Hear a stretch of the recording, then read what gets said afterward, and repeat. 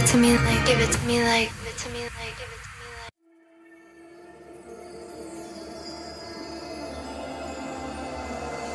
How many lives does it take to realize what's going on? How many years have gone by? When will I reach the finish line? Does it ever end? Is there some reason to all of this? Bit by bit, to all of this. Bit by bit, to all of this. Bit by bit, to all of this. Bit by bit, to all of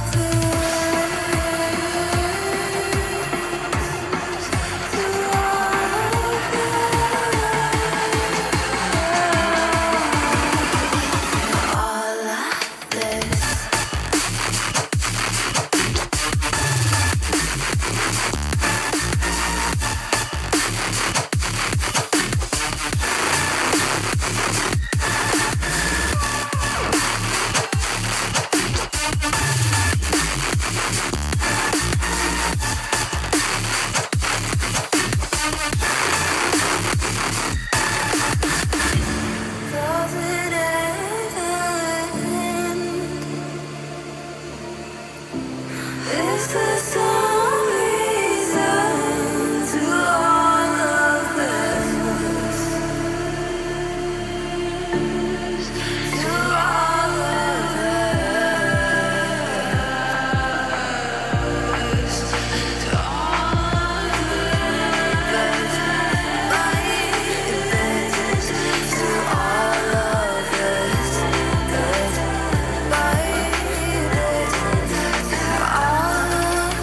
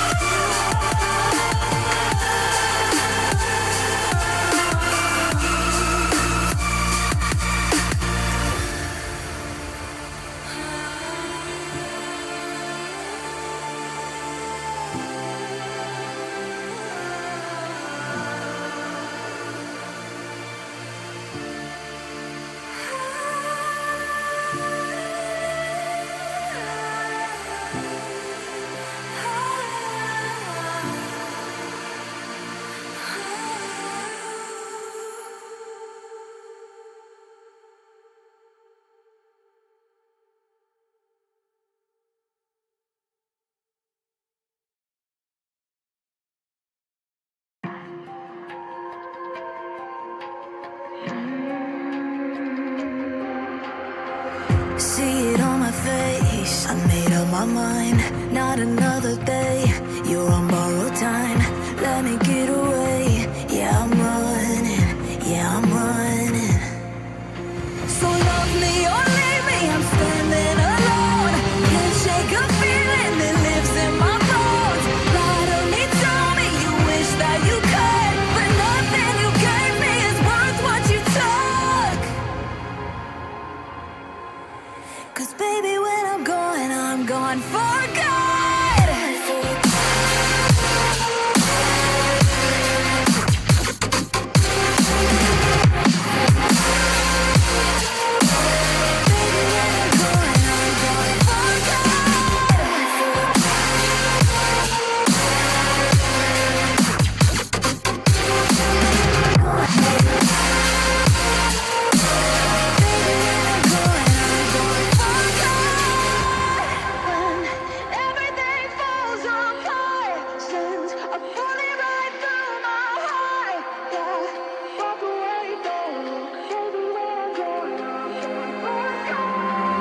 Feel it rising up, then I push it down, saying you're in love, I could go without.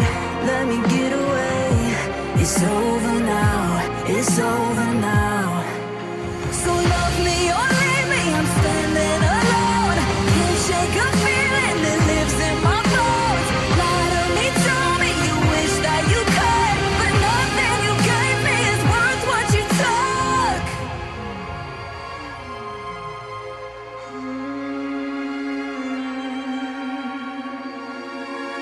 Walk away, don't look. Baby, when I'm gone for good.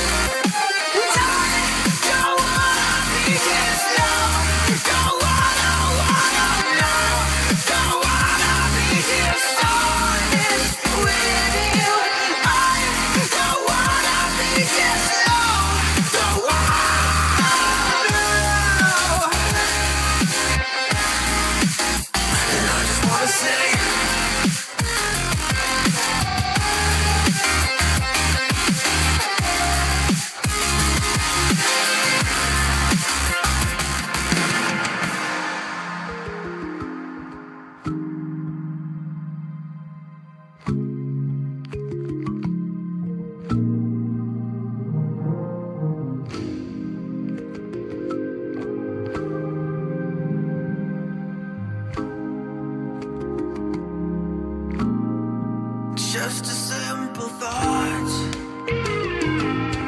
Who am I to you if I'm new to myself? What am I to you if I'm hollow?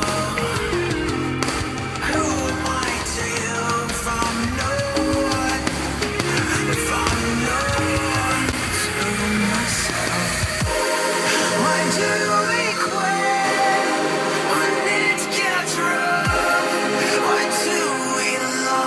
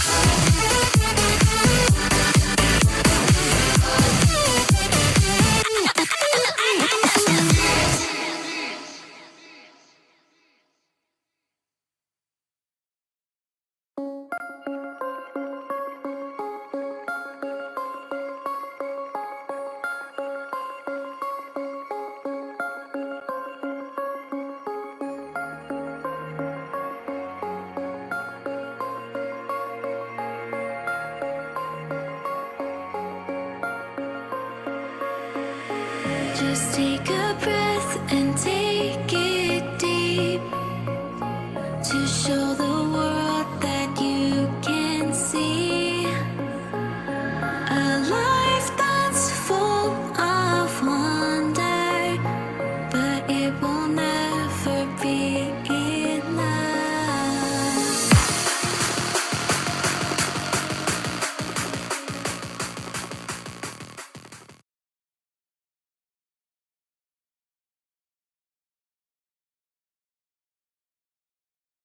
Welcome, everyone. Every time you walk through these doors, you're taking steps to find yourself. Remember, this is a safe place. There's no judgment. You are accepted right where you're at, and wherever that leads, to find your own peace and happiness. Feel free to express yourself to release your anxiety. I want you to be able to walk out with inner strength to finally be free. Clayton, it's great to have you back. I know you don't like to share, but why don't you start us off tonight? We want to hear what you have to say.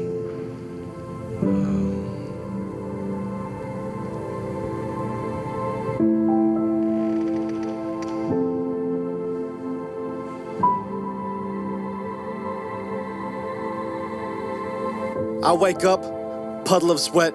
I have nightmares and I get back into bed. It's like these voices just keep playing on repeat in the back of my head, and I can't get them to leave me alone. 30 years old, but still hates being alone when I'm home, because that's when the voices get the loudest. Opening up like this is a moment far from my proudest, but these demons keep pressing me. I swear they're the foulest, but I've grown comfortable with their presence. My conscience is calloused. My dreams are their playground, my thoughts are their palace. I try to evict them, they return with more. Anxiety isn't an item you can return at the store. I was 10 the first time I had a panic attack.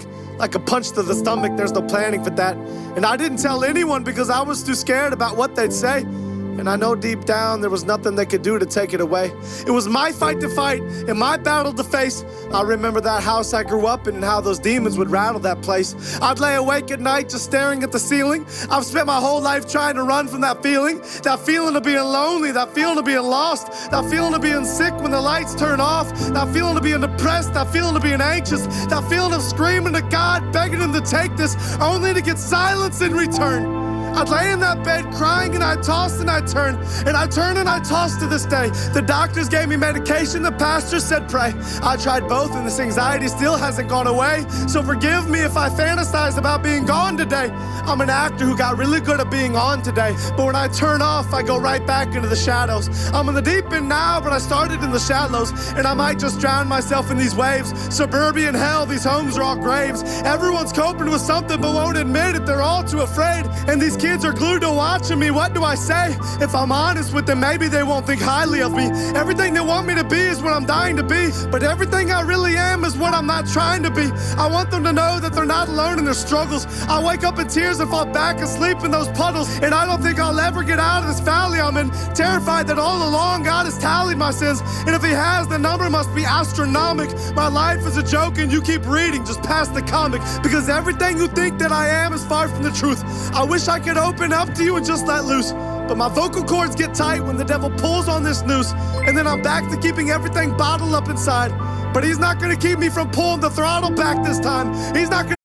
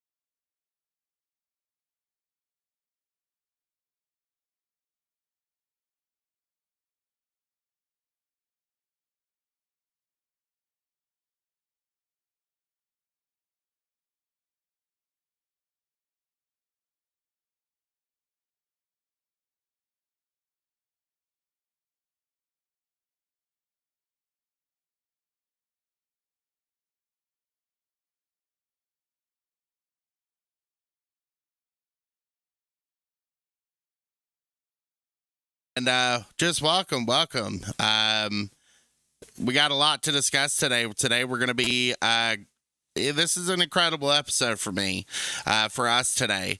We're going to talk about something that a lot of us carry deep inside of us, the weight of an abusive past we cannot resolve, and how to begin the process of forgiving ourselves for what we couldn't or could not control. Before we get started, I'd like to go ahead and introduce our panel for this week. Starting off with Aaron, our normal guy that has come with us for the past couple of weeks. Aaron, how you doing? I've been okay. Been okay. Struggling a little bit. I got you, man. And then for a second time appearance, we have Atlas. Atlas, how you doing this evening? This evening's pretty good. Yeah. This week's been a little challenging, but not too bad. Yeah. Okay.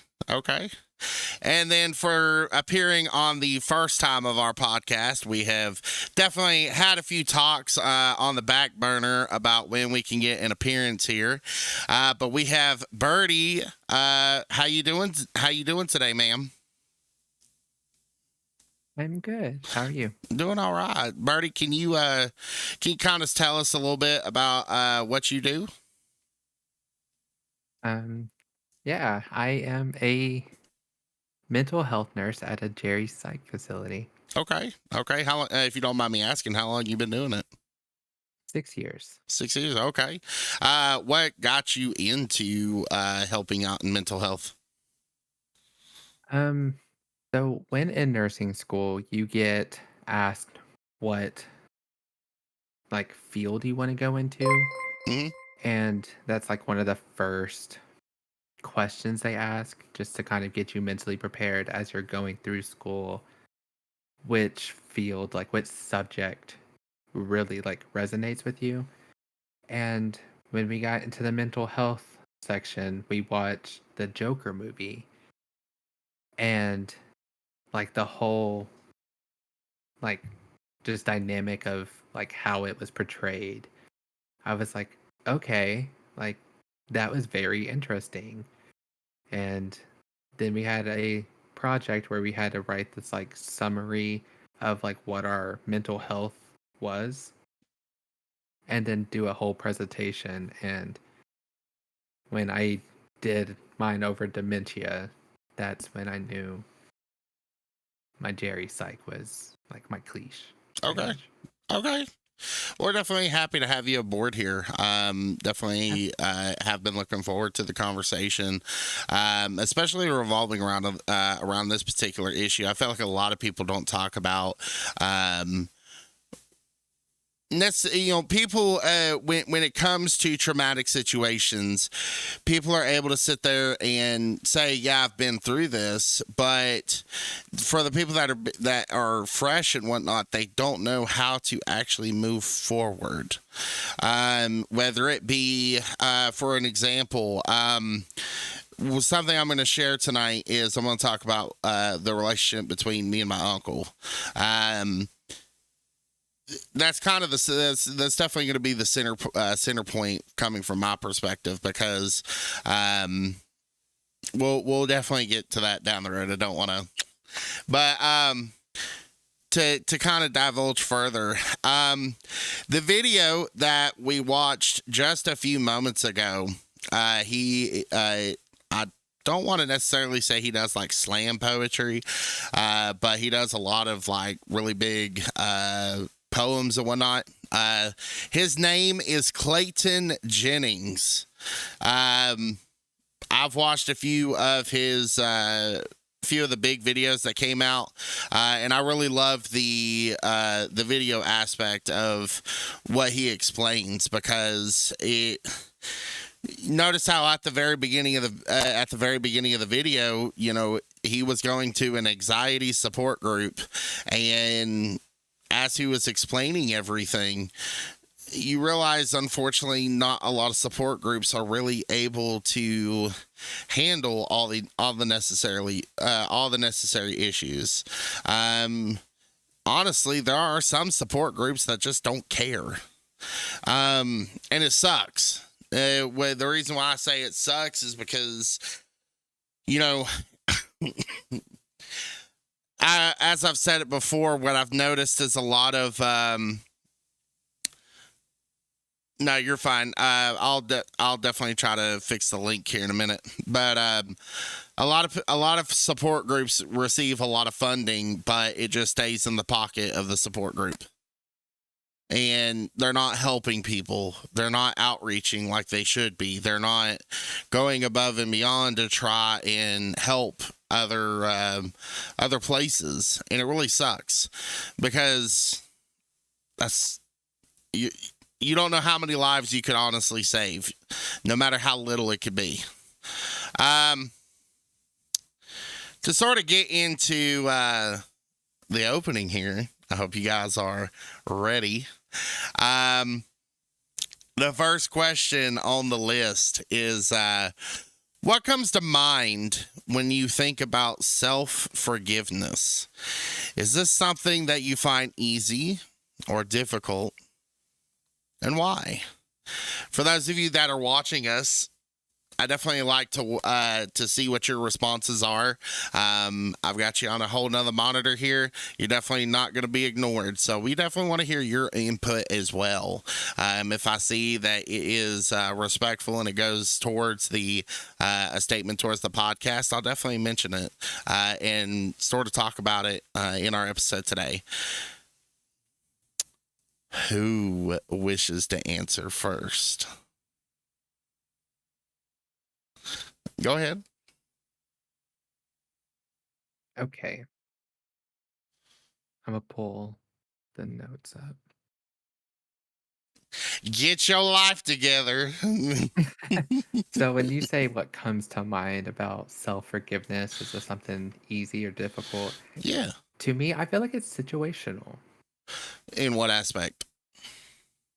Because I feel like self-forgiveness can come from many different things.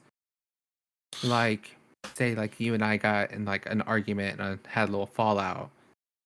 Like, self-forgiveness for that would be completely different than, like, I don't know, like something I did at work, like maybe I forgot to give someone their medication, like that'd be a completely different self-forgiveness. So it's hit or miss on easy or difficult because sometimes it's so much easier than like other things. Mhm. Like we'll talk about some of those a little later. But for the most part, I feel like it's very difficult. Okay. What about you, Aaron? I'd say it's gotta be pretty difficult. No matter the situation it's gonna be difficult to find it. Okay. At least for me. What about you, Atlas? I would say it's difficult because a lot of times when you talk about self forgiveness, the question is, are you there to be able to do that yet or not? Because a lot of people take the situation, the entirety of the situation, and they're not always ready to break it up into pieces first. You're not likely to take a bite out of a problem if you're trying to bite the whole thing. Okay. So to put some light onto the subject, me and my uncle, when I was younger, we were, of course, two peas in a pod. You couldn't find anything to separate us. We both had a massive love for music. He actually got me into Broadway. As much as people deny it, okay, I love Broadway. Fight me, at me, okay. Anyway, but he got me into Broadway. He got me into classical music. He got me into a lot of things in life. And he introduced me to Martha Stewart, Rachel Ray, and what over the course of time, there was a very big split between him and I. When I turned 16 when I turned 18 and I went off to Job Corps, we actually had a fallout because so much stuff had happened in the family between my mom going off and doing her thing and leaving me and my older brother to the side. Between trying to get through school, my uncle, he was not a parent. My uncle was not a parent, and he is not. He was not somebody who could just go ahead and take on two teenagers because he had no experience in it. And so between the arguments that we would have with him, because we were teenagers, between trying to get through life and trying to enter into adulthood itself, it got to the point where him and I just wouldn't talk to each other ever again. And the reason of this topic is because, unfortunately, he passed away this past December.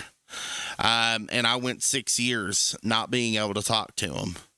And I would try to apologize to him. I would try to send out, little messages or try to send an email. And I would honestly beg and plead just to have a conversation with him. He thought that the family didn't like him because he was gay. He didn't tell a lot of people, and it's fine, but at the same time, the family kind of already knew. We were just waiting for him to finally be able to be open about it. And when he told me, because I remember when I graduated, before I went off to Job Corps, we kind of had a heart-to-heart, and he was like, well, I want to tell you something that I feel is very, very difficult for me. And he finally told me, it's like, hey, I'm gay. And at the same time, I told him, I was like, I still love you. I'm not going to judge you regardless. But even then, after everything in retrospect, it took an emotional toll on me because now that he's gone, I couldn't have those conversations with him. I couldn't finally have the sit down recommunication with him anymore.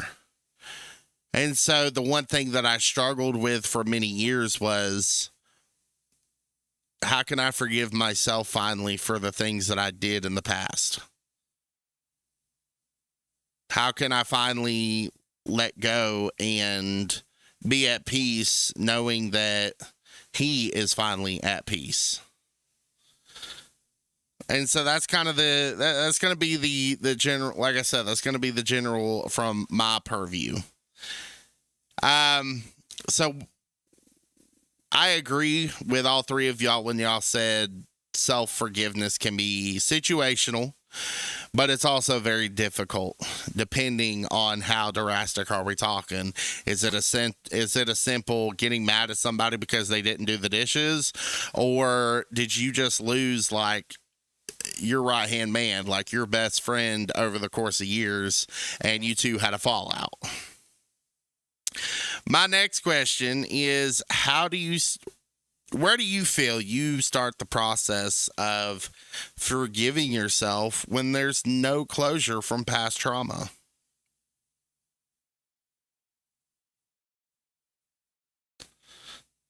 I got you. Go ahead. I talked a little bit about the situation as a whole and how much weight it is when you take on the entirety of it, breaking it up. Personally, I start to forgive myself when I start to get to a point where I'm able to look at it at a standpoint of what I can and can't control in a situation. And once I start to do that, I'm able to take some of that weight off of me. I'm able to take off what I couldn't control and start facing what I could control, what I did do, what I start to reflect on those items. And that's when I start to begin forgiving myself for what I could have done better, what I did wrong, or recognizing, you know what, I actually wasn't wrong with this one. I was only self doubting myself uh because X, Y, and Z. Um, that's when I start to self forgive myself, or self forgiveness. Okay. Okay. Anybody else want to ponder on that question? Um, I agree with that list. Like kind of breaking it down on what you can and cannot control. Another thing that helps me with self-forgiveness is like I try to see the different point of views depending on the different parties involved, just to kind of understand why things happened the way it happened. You know what I mean? To try to fully like grasp everything, because once I feel like I've grasped enough of the situation, I feel like I'm able to kind of forgive for myself, but also work towards forgiveness towards the other person as well. Okay. Okay. Zoomies just said, yes, self responsibility is huge. Closure is something we need so our ego can feel better about the situation. Yeah, it's all about perspective. Finger, you want to, or excuse me, Aaron, you want to say anything on that, or? I really don't have room to say anything because I have Okay. not forgiven myself for a lot of shit. And I just let it eat at me. Okay. And that's fine, man. You know, like, literally, this is an open space to talk about that stuff. Yep. And so, like I said, you know, we understand it's very difficult. So, now that we have a somewhat definition here of what we can define as finally getting self forgiveness, what are some of the issues that you guys think can come from unresolved, either unresolved abuse, unresolved conflict, you know, essentially in hindsight 2020, what do you, taking my story on my uncle, from the moment of impact when we finally said, you know what, you're nothing but, XYZ, and then hung up the phone. There was no I love yous. There was no I'll talk to you later. There was no happy holidays. What do you think comes out of that, outside of that, from the moment of impact? Um, Definitely long lasting mental and emotional damage for certain. I'll give you a personal example. A lot of men tend to feel used by their partners, like we're just there to provide, to do, um, and just to be the moneymaker a lot of times. And the effect that has had on, for example, me personally, because I was in a situation a couple of years ago where there were jokes being made about me just being a wallet to a partner, and then later I got cheated on, and it was a whole thing. And by the end of all of that, I was left with a really big mess mentally, where I had lasting effects that I had to consciously try to catch myself from acting on to my current partner. And, it becomes a whole conversation when it starts to happen, whether it's me or my partner having problems from our past, that we face them on together and recognize them for exactly that these are the scars of the past. It becomes a lot easier to manage it when you do that. especially if you take it on together, you have more patience for each other because you're like, all right, this isn't you, this is that. Um, but like I said, long lasting emotional damage, like trust is broken, and it's broken in such a way that it leaves a self doubt in your mind, and it corrodes at your mind if you're not able to address it. Anyways, I passed the mic. Okay. I agree with Zoe. Um, I feel like it does plant that whole sense of like regret and emptiness and stuff on top of, I mean, it could do so much to your mental health, just as far as like causing anxiety, trust issues, depression, like all of that stuff. Like, I don't know. Just like, I know my story is going to be a little bit different than yours, but my grandma basically like helped raise me my entire life. Hmm. So that was like the one person on this earth that I like seeked approval from. Well, when I graduated, like her one wish was to see me go off to college. Okay. And I was basically done with school at the time. I mean, who's not done with school at 18? Like I you know just went I through was. Look, all right, like you don't want to go back I'm to so school. Like, done. nah. But like I kind of took my selfishness and was like, I'm not listening to you. Like I'm an adult now. Like I'm not going to college. And so I took a year off. Okay. And that October, I lost her. And it hit me really, really, really, really hard just because I was like, yo, like all she wanted to do is see me go like to college, like just see me succeed. And I just basically like didn't care, like just at all. Right. And It like turned it in it, turn. it ate on me. Like Yeah. it really ate on me. Like I wasn't really able to do a lot afterwards. But like with the whole sense of like this topic, it took years to do like a self-forgiveness between that. But I'm glad it did because I mean I went to school. I did everything like I wanted to do to get to where I am now as like a drive that like this is for you type of thing, you know? Okay. Yeah. I kind of want to add a little bit.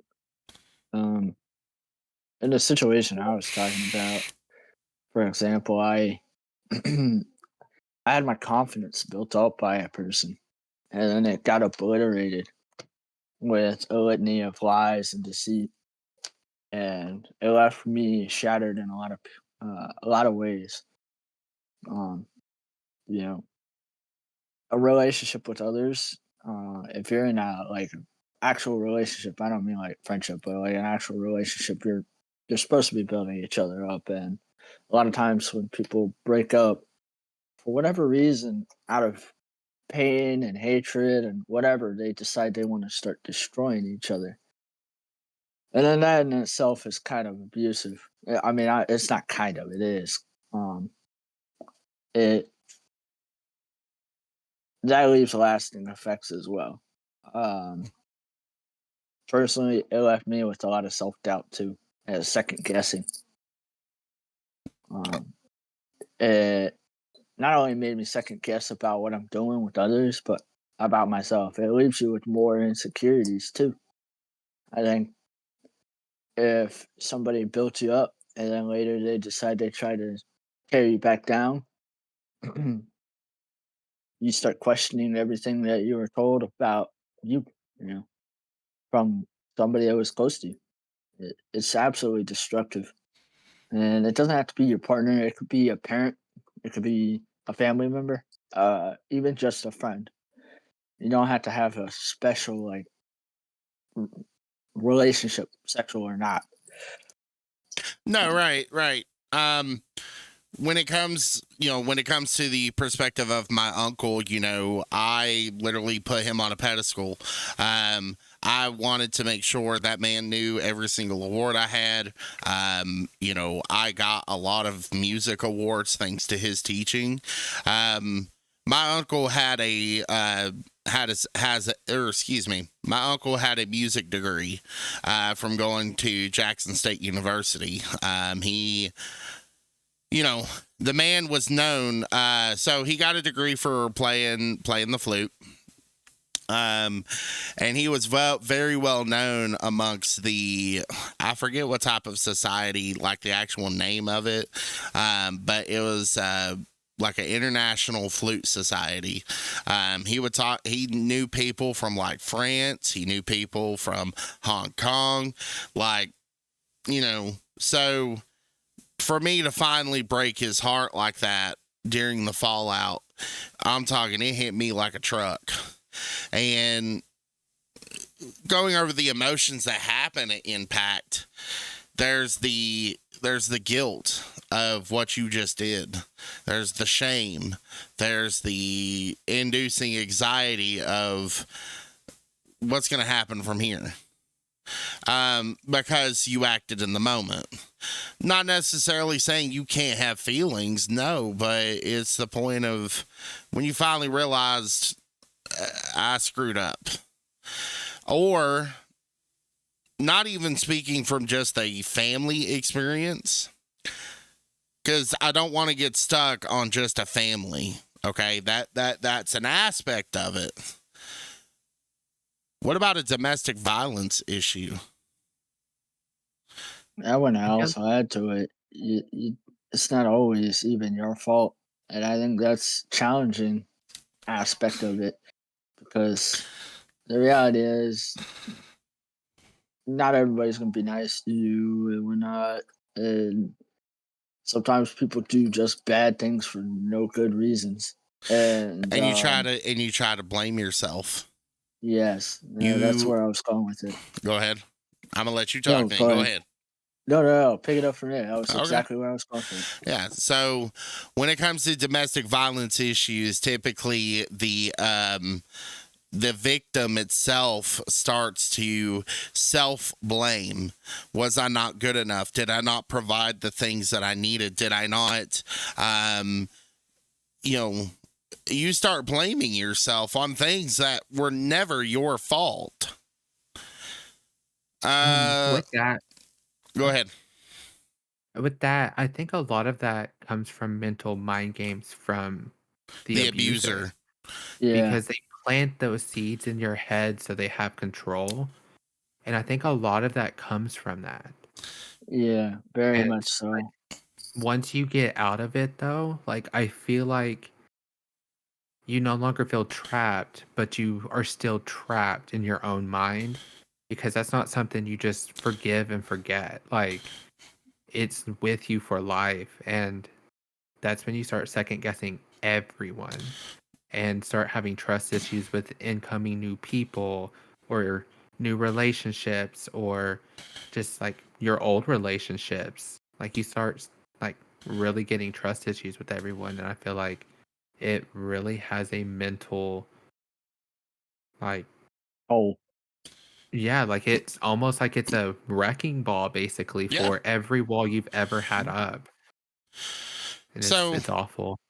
Yeah. So as I said, as much as I'm going to hone in on the family side, the other side that I want to be sure we take a look at is, the domestic side of dealing with whether it's a abusive mother, abusive father, whether it be an abusive relationship, opposite sides, whether it be even battle over the kids. Battle over the kids when it comes to divorce. I have a question. Go ahead. When you say abusive, you're meaning every type of abuse, mental, physical, verbal, sexual, all of that, right? Okay. Yes. Mm-hmm. Yes, I'm putting all of those categories together. I want to add a spot to that real quick. Go ahead. And because we talked about spouse abuse, And let's say you did do something, or you didn't do something, like you were neglecting something, whatever the case is. Are we That still talking doesn't, before you go any further? Are we speaking in the mind of the abuser or the mind of the victim?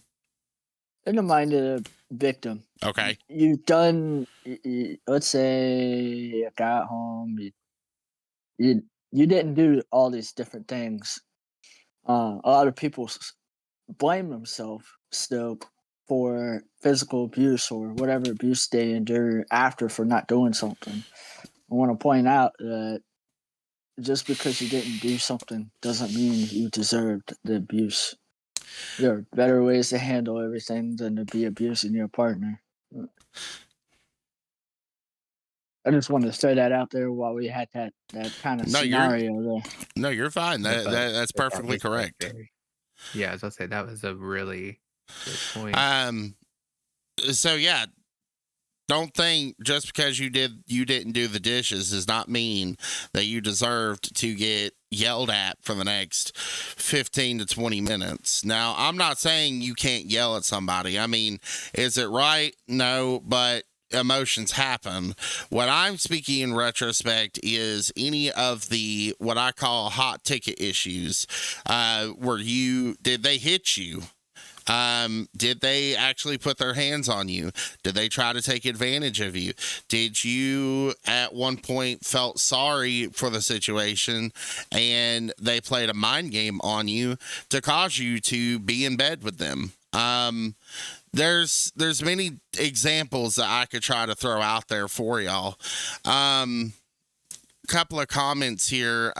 Lego says, I can't have a relationship with my father because of my stepmom. She was my worst enemy growing up. She put me down and abused me more than she ever supported me. And because of that, I could never have a good, healthy relationship with my dad. It was like she was out to get me and make my life hell.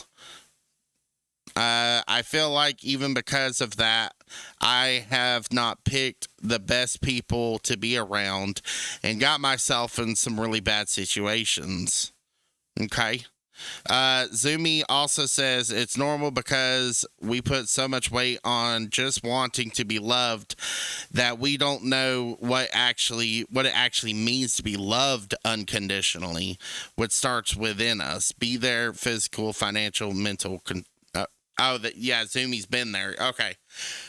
So, coming from Lego's perspective, if I'm getting this wrong, please tell me and I will correct myself.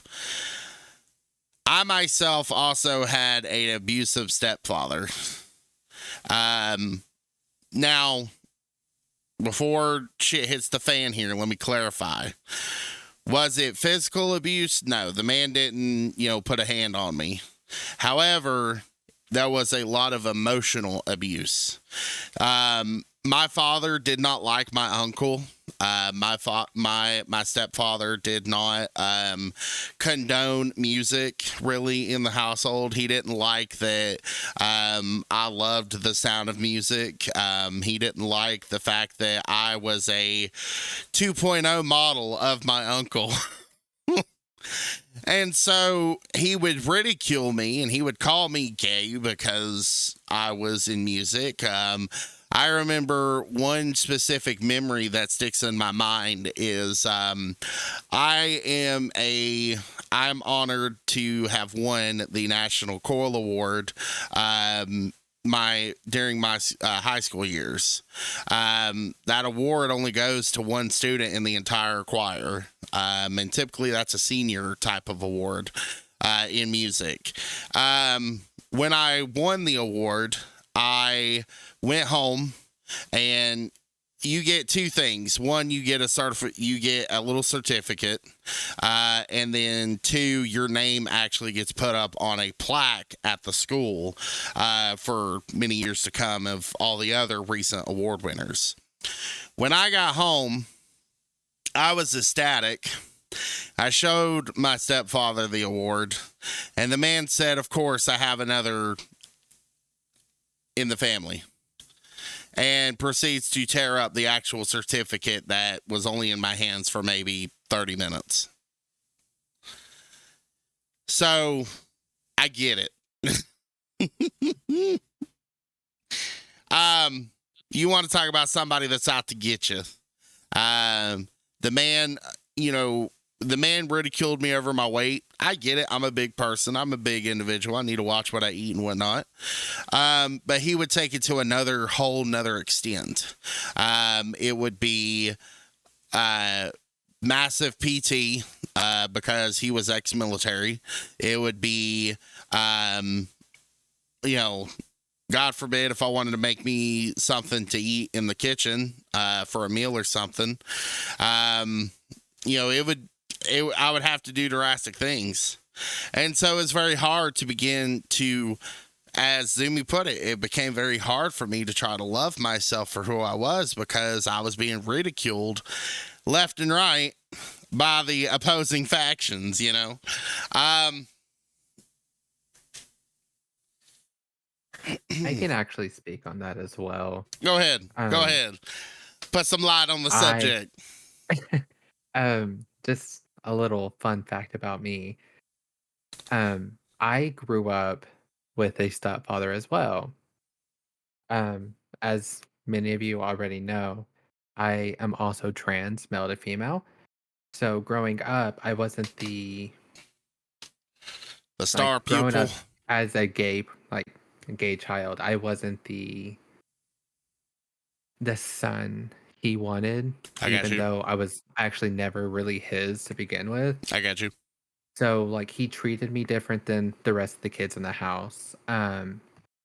Anytime that I wanted to do something, it was just the worst possible time in his life. I got you. And fast forward, I got into cheer.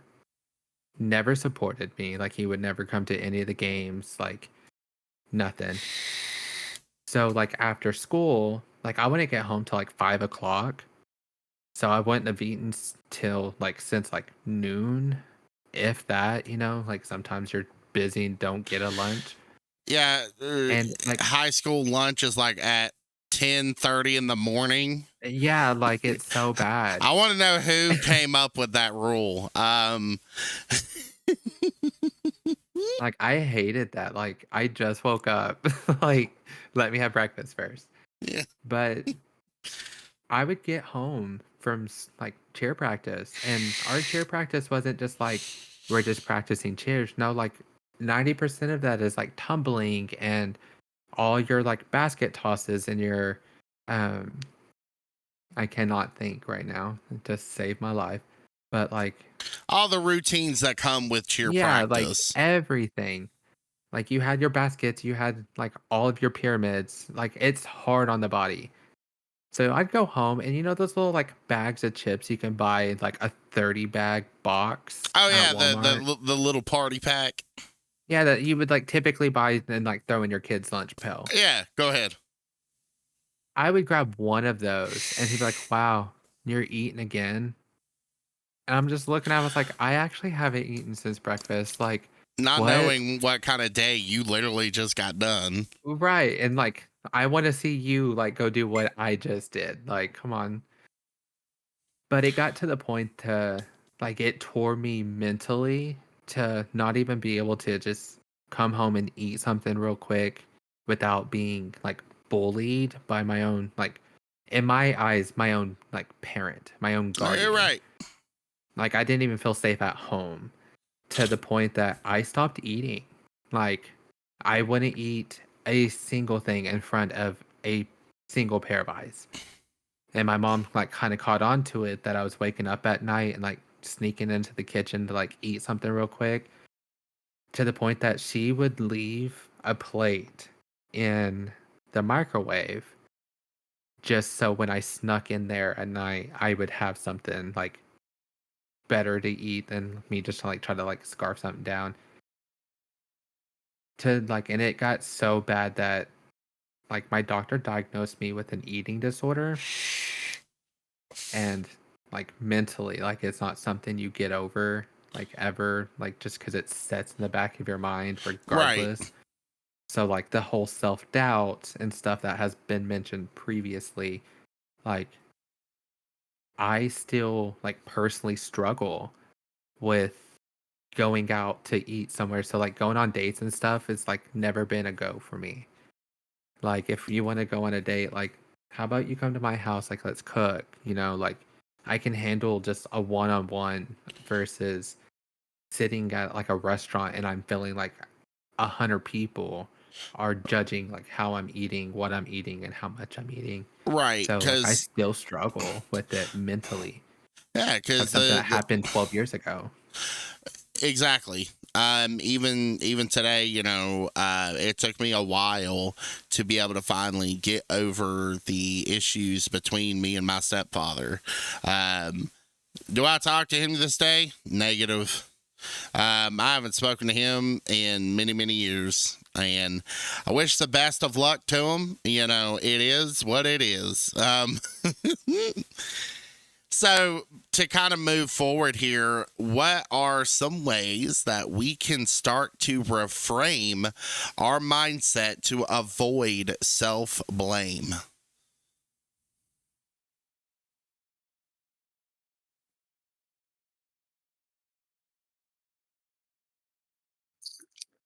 I kind of mentioned earlier, kind of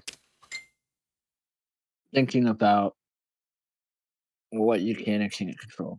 I Okay. avoid self blame on items that I had absolutely no control through that process. I know it's kind of reiterating, but I feel like I avoid taking on that extra weight, that extra emotional toll by doing that. Um, at the end of the day, again, there are some things that I had no control over. Uh, but then there were some things, and again, it, those things I can learn from them and move on. A lot of times, and this isn't every case, but a lot of times, the things that we can control, they are not, they're nowhere near significant to the abuse that we received Right. in any form. So, for example, um, if I'm trying to think of an example, there's there are things I did or didn't do in a previous relationship that maybe would have kept it more alive, perhaps. And then maybe not. I don't know. I can't control whether it would have or wouldn't have 100%. But I can learn from them.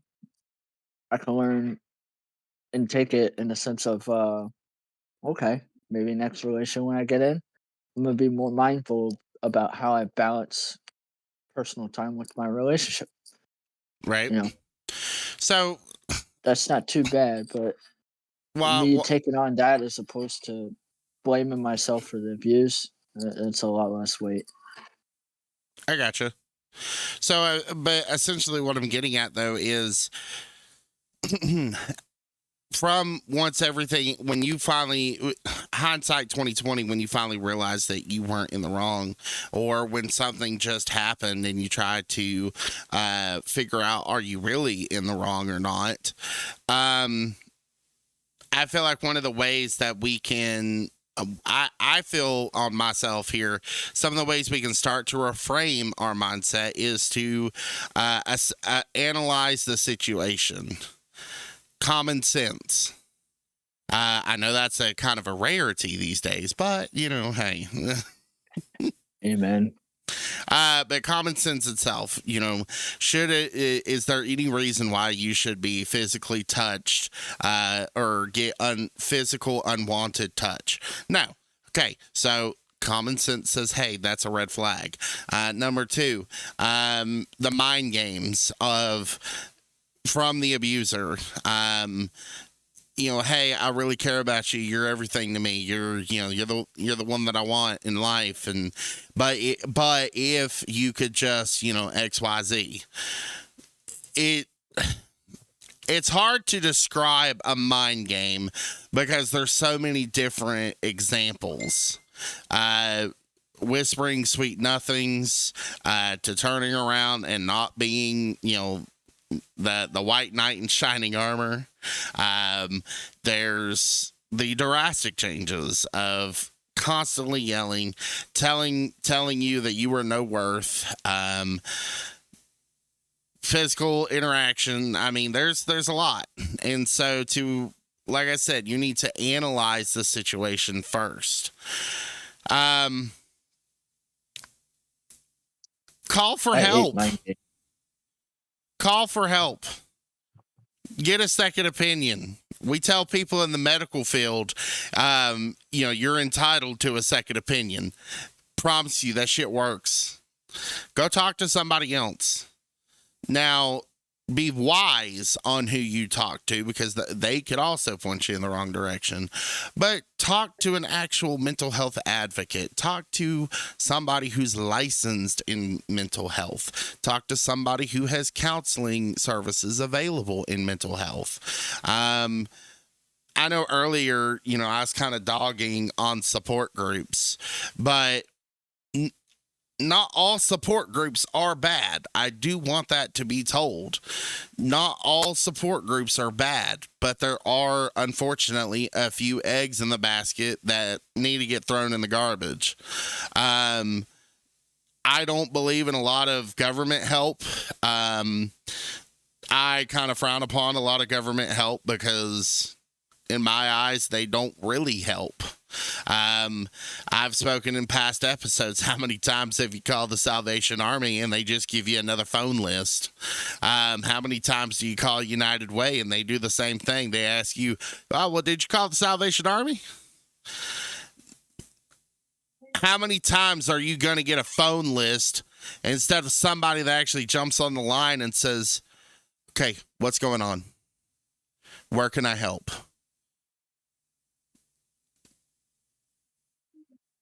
Going from that though, I agree. Like getting a second opinion. Sometimes it's just as simple as like your best friend. Like you never know who someone else knows or what someone else has been through. So with that, like they might not go through the exact same thing you have, but something similar. So they might be able to tell you like, well, this is how I was able to get out and move forward. This was how I was able to overcome my own mental barrier because of this situation. Or they might just be that ear to listen. And like once you say something, like especially your best friend, they're not scared to tell you like you're acting stupid. Like they're not scared. So sometimes it's just as simple as getting a second opinion or just talking to your best friend and getting their input or maybe their guidance because they might have someone they know that could physically help you, regardless if that's a therapist or just like another professional, really. Not it doesn't have to be a therapist. All right. No, I got you. Finn, you got anything you want to add, or kind of quiet over there? Yeah, it's been it's been a rough week for me. You want to talk about it? Eh, Okay. it's just 3 years since my mom's dad died. September, November. It has been 21 years since his wife died. My dad's dad died in March. So within 6 months, I lost both my grandfathers, who I looked up to heavily. Okay. I mean, the man played music and didn't just the newer stuff. He went and played the oldies, the stuff he grew up on. He worked with wood. I mean, he did everything, and last 6 years of his life, I wasn't there. moved out here, moved away from him. I went out there and seen him a couple times, but I never called him. I know I should have. I I know I wasn't the best grandson he had, but he still loved me and was still proud of me. I still haven't forgiven myself for not calling him, being there for him. There are all the good memories of him out hunting and all that stuff, but 6 years I talked to him maybe 3 times.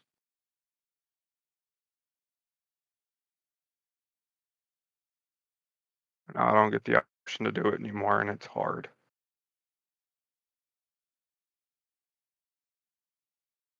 I 100% agree, man. I know it's, of course, we all we all go through our own emotions. Not everybody can say the statement, I understand how you feel, because at the end of the day, we truly don't. There's a couple of those statements that get said that the moment I hear it, I'm just like, you really didn't have to say that. But I mean, we admire the courtesy. And like I I don't, told, go ahead. sorry, I don't even like to compare. Like, I don't like it being a competition. Sometimes people just want to feel heard. They just want to. They just wanted to be the wall that you bounce the tennis ball off of. Right. Like you said, those kind of phrases, they turn you away sometimes. That's all I had on that part. I agree. Sometimes you go looking for help, but you're not necessarily needing assistance. You're wanting somebody to just listen. There's That's five. why I like. Oh, Go ahead. I'm sorry. I was gonna say that's why I like the phrase like I can relate a little bit better. No, I Like if you're, understand. yeah, like if I'm like talking to you about something, you like I mentioned earlier, you might not have went through the exact same thing, but something's like similar. So you can sit there and say like I relate to you. You don't understand what I'm going through, but you can relate to it. So like I don't know, just the I understand or anything just similar to it. It's kind of like a letdown, especially if you're talking to someone that you're trying to seek it like not attention, like guidance from.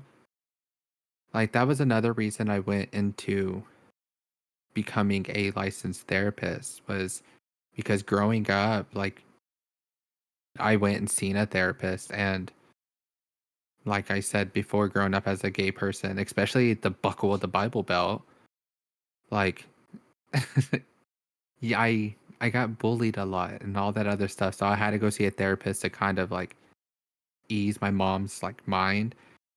And she was always telling me, she goes, well, I understand. I was like, no, no, you don't. Like you never woke up. I mean, you might have, like for your own like separate reason, but you didn't wake up every morning terrified to go to school, wondering if you're going to get beat up or even killed just for being who you are and who you like. Like, you don't understand it. Can you relate to it in some type of way? Yeah, probably. But you don't understand. Like, that's not something that you just get taught. And a lot of people nowadays, unfortunately, they turn it almost into a competition. Like, oh, I had it worse, or something that of that nature, and that highly turns away from uh, any kind of productive conversation. Personally, at least for me, it does. Like, I don't want to be a competition. I want us to both be able to feel the emotions that we're feeling and be able to share them and confidence of each other and each other's trust rather than being told, well, you didn't have it as bad, or you can't understand how I feel because you just didn't have it that bad, something like that. I, I just, I don't, like I said, the choice of words makes a big difference on whether you feel heard, whether you feel like you're, you're actually feeling a release of those emotions as opposed to just like, whatever, you know. Well, it's just like, I'm glad that you actually brought that up, Bertie, because I myself, not necessarily do I agree with everything within the LGBTQ community. Um, I don't agree with a lot of what goes on in that community. However, I still have the respect to still have a conversation. You're still a human being. You're still, you're still you. And I feel, and I do agree with that statement, with the Bible Belt. It's very strict. It's very, how dare you? It's very judgmental. It's very, I mean, Very much. we can go on all and on and on. However, I try to be a very different individual. I do believe in my ways, but that does not give me a free pass to tell you everything that I think, Or force it on them. yeah, or force it, because that puts me in the wrong, so I definitely admire that you brought that up, because that's definitely an ongoing issue. Is not only are we trying to get self-love for ourselves, but even just simple respect. So coming into the next portion of my line of questions for you, in the role of forgiveness and healing,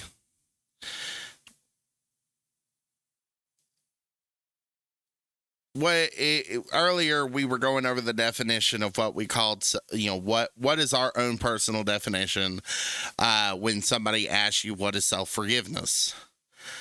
We went over, how does it affect us? What we've gone over, what are the tendencies of when you don't have the self-forgiveness? We get anxiety, comes out disorders, it comes into therapy needs, it comes into, we're avoiding the situation. Now I want to kind of flip it over.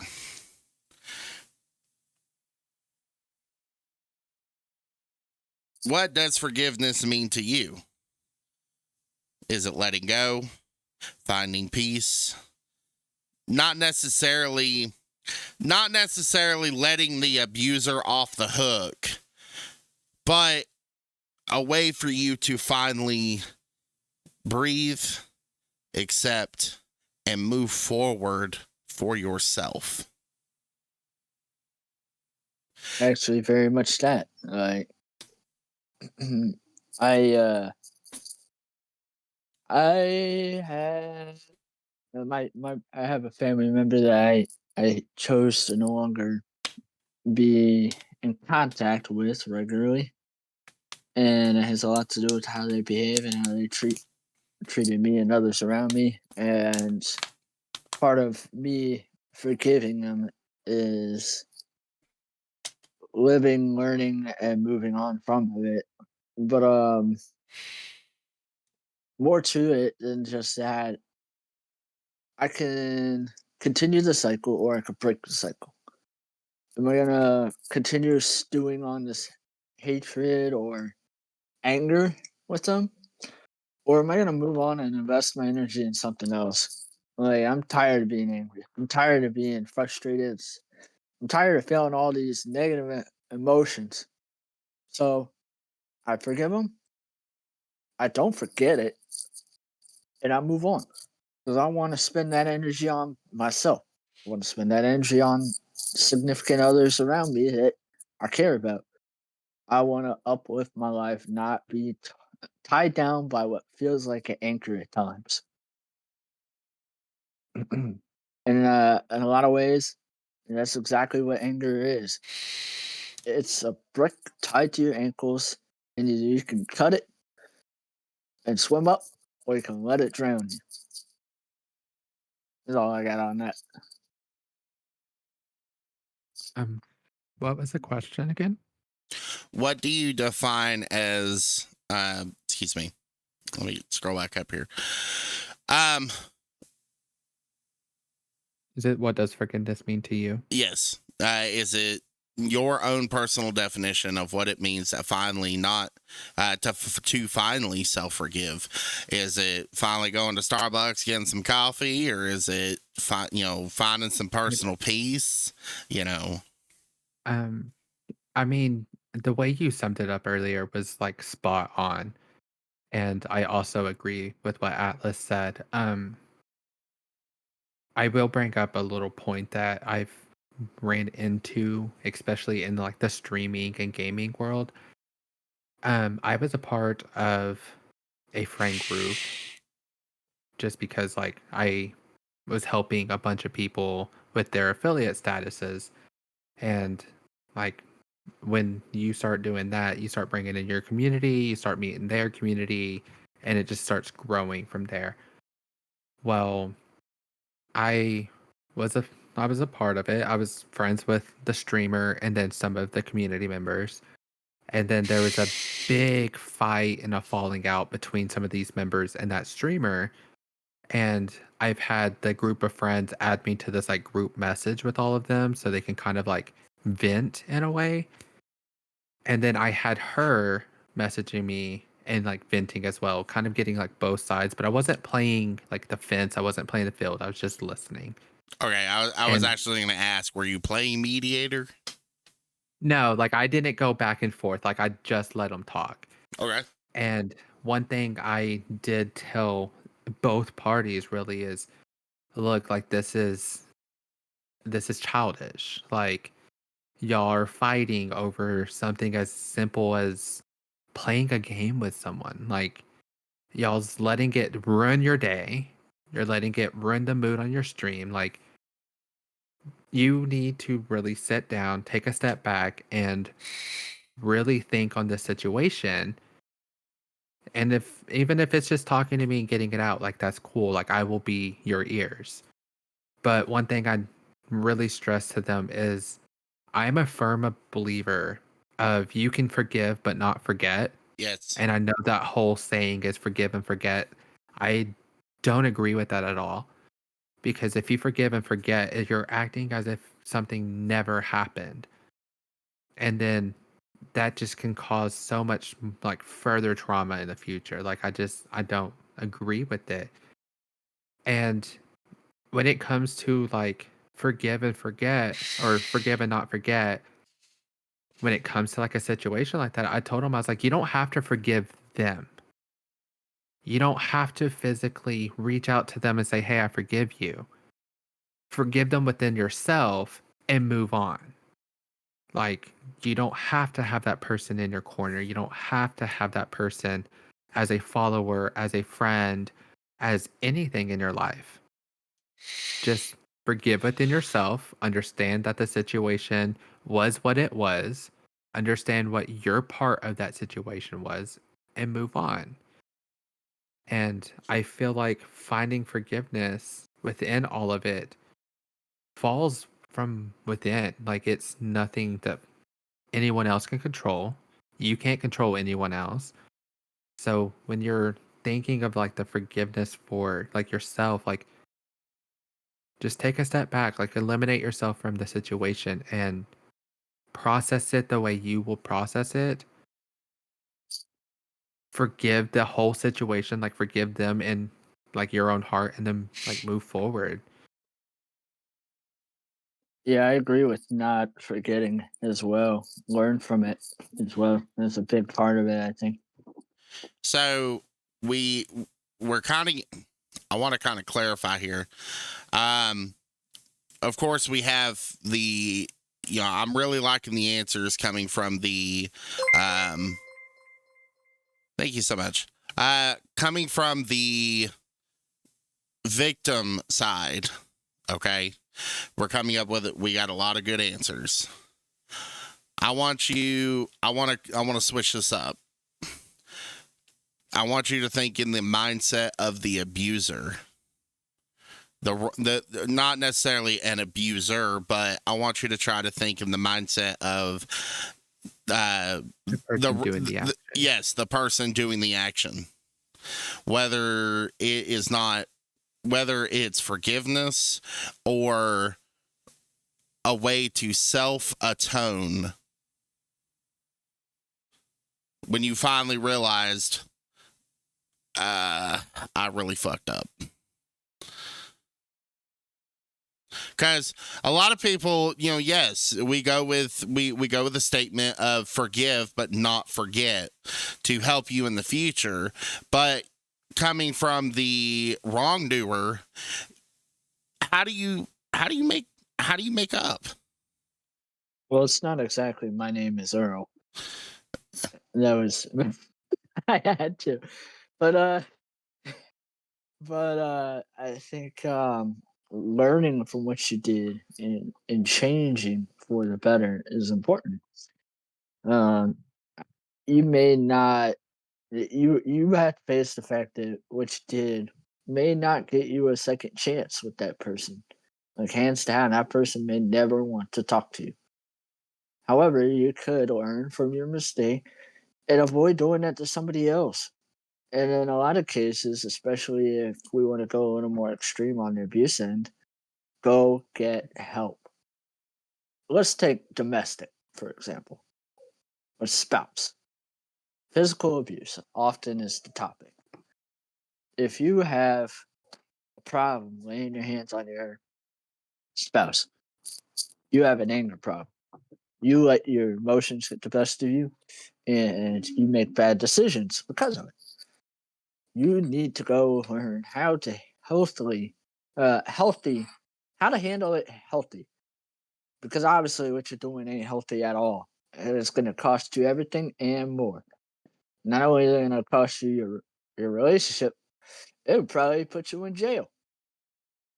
So, not saying that these government programs are the greatest, but start exploring the avenues on getting help. And the therapy itself, it allows you to vent in a place where they're legally bound to keep their damn mouth shut. I tell that to people. Like, you tell a friend, they go tell another friend, great, you got an asshole friend. You tell a therapist, and they tell somebody else, they're losing their fucking job, they're losing their license, and they might be catching some charges and a lawsuit. And you're making money. And you're making money. Hey. Yeah. No, Anyway, but like not to cut you off, Atlas. I feel like that's like a very, I don't want to say basic, but like almost really the only way to answer that. Because I feel like 9 times out of 10, if you are an abuser, you're not thinking to yourself like, well, dang, like I'm an abuser, I need to seek help. Like they don't ever come to the like realization of it. Like they just continue going. So I feel like mhm. that question itself is very hard to answer. Mhm. We would just say like what we would do if it was brought to our attention. So I feel like that's the only answer I could even come up with.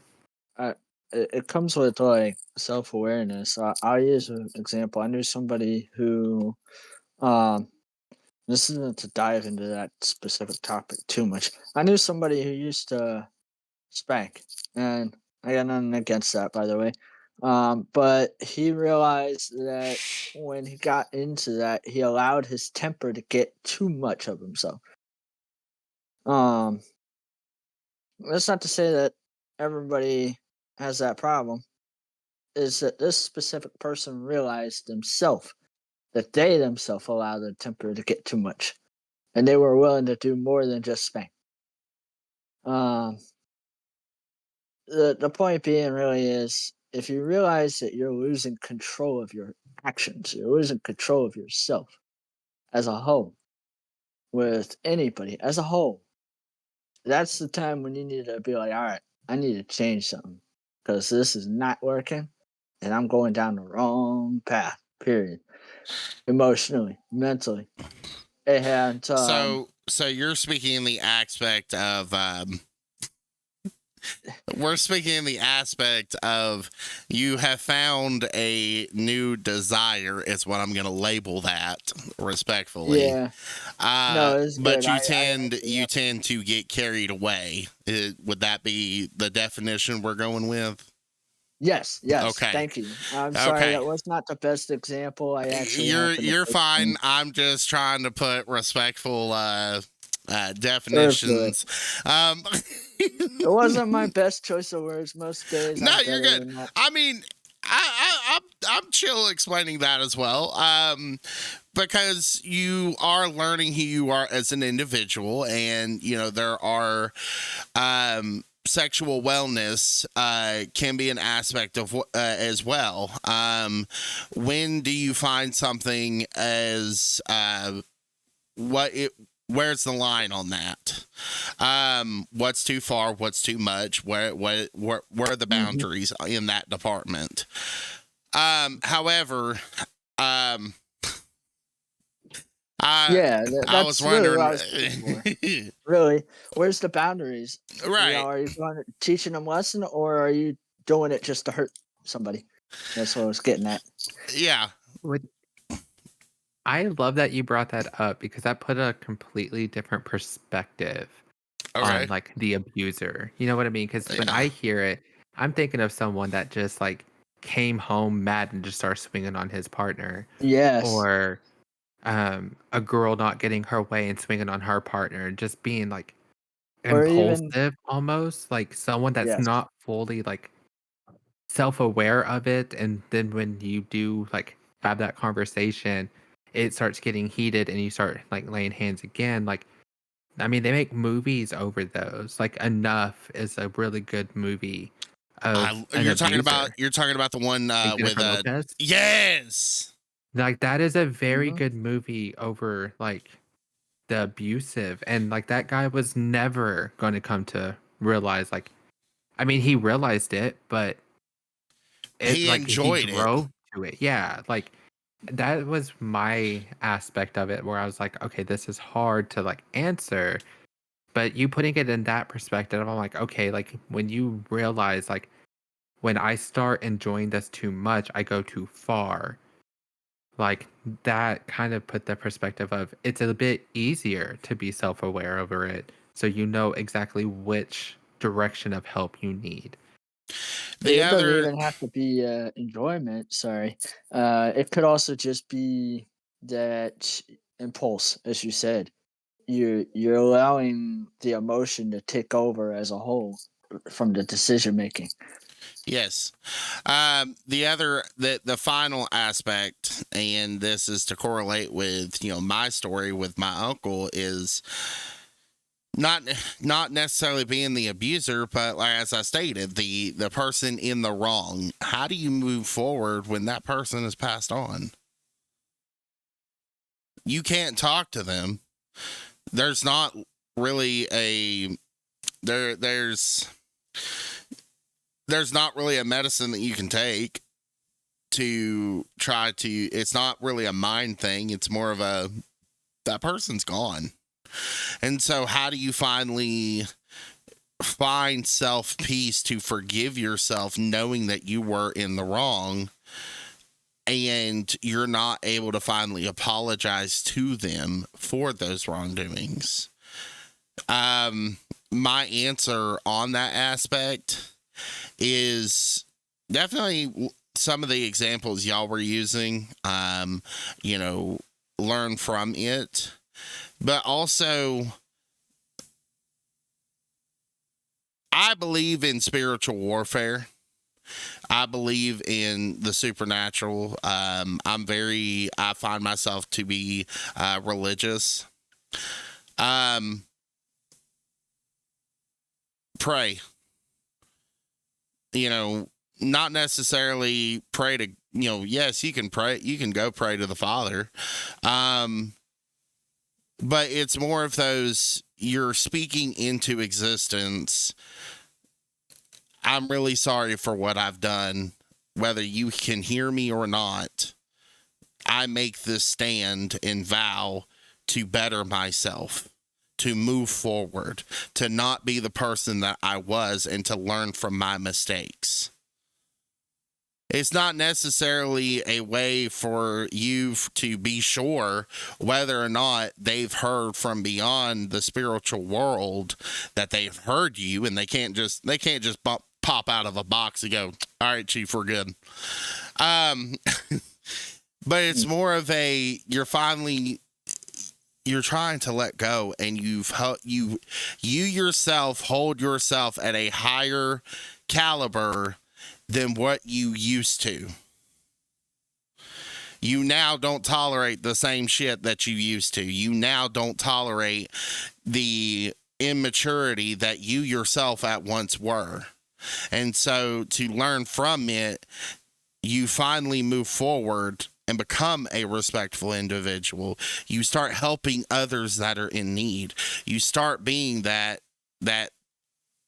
as I like to say, the example of, you start being the lighthouse for those that are calling out for help in the darkness.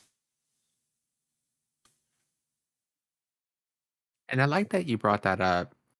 When you said pray, like I knew exactly what you meant, because like back to my story with my grandma. Mm-hmm. One way that really helped me was like my very first day of college. Like, I woke up, and when I was getting ready, like I was talking to myself and other people's eyes, but really, like in my mind, like I was talking to her. Like, this is for you. Like, I know this is what you wanted to see me do, and I know that you're watching me now, because I wholeheartedly believe in the spiritual warfare. Like, some crazy stuff happens, and you just correlate it to someone you lost. Um, but yeah, like just talking to them, kind of like get it out of your system, and like even if that means breaking down and crying, and Yeah. just like having a heart to heart with said person, like regardless who it is. Like, it might sound very weird because you feel like you're talking to yourself, but that's the only way to get it off your heart in order to have the like self-forgiveness and the healthier way of moving forward and healing, really. Mm-hmm. I was just thinking about this whole thing, how you said pray, and one of the spins of the topics we've been talking about is being in the mind of the abuser. And I got to thinking they give a Bible to inmates, and what Yeah. comes to mind immediately is that if you're becoming aware that who you are isn't who you should be, in the sense of what you're doing was wrong, your whole moral code gets rocked. And a lot of times, I was gonna. religion could help reset that moral code to realign with society to an extent. Not saying society is the greatest example, but like you to No, you're with right. others, and you you start to really start thinking about how you treat others, No, no 100%. matter no matter the religion. Like, there are a lot of them, even the ones people don't like. The original context behind it is designed to make you think about and reflect about how you treat your fellow members of society. No, right. And that's also a wonderful example. The Bible that you're talking about, typically, I know in the Southern Baptist denominations, they have a program called Rock of Ages. And that's typically the program for prisoners, as the ministry will purchase or go into Rock of Ages Society, and then they'll start handing out Bibles from Rock of Ages. I myself am not a part of mainstream Christianity. I've talked about it past episodes on where I stand in Christianity. But the reason I bring up the spiritual side of it is because I do believe that in my eyes, if I pray to my creator, if I pray to, you know, not to get all churchy up in here, but, you know, that's the way I cope with it, is I start going out to, you know, trying to find that self-forgiveness.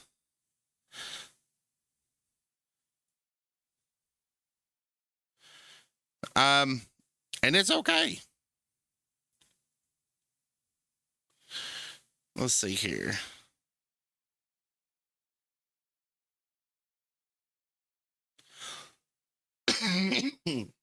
My apologies.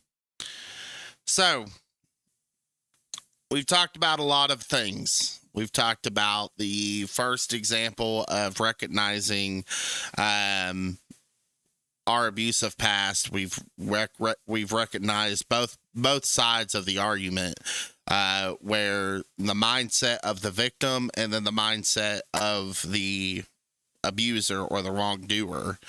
How exactly can both parties be able to move forward without coming in contact with each other?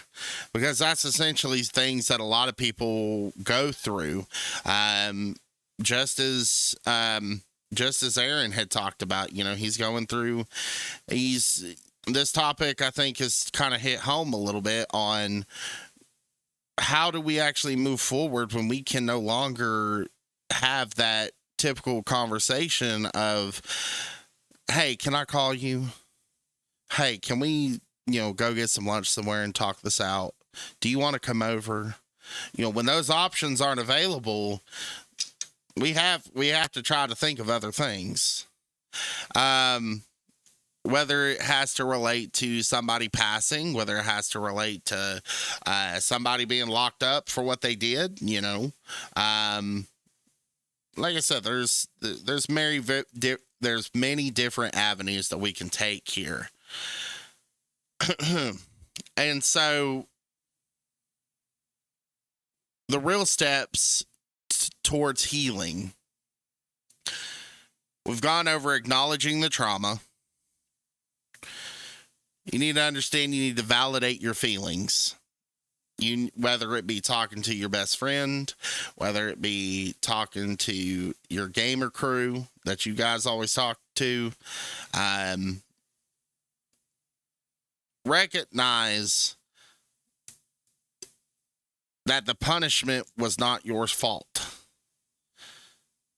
Recognize the common sense. Was it a justifiable action? No. Hell no. If somebody's laying hands on you, no. Negative. If somebody's going too far, as far as desires, maybe it's time to have a conversation. Because something I will say is, how do I know I'm in the wrong if nobody ever brings it up? Sometimes a conversation is all that's needed. Letting go of self-blame.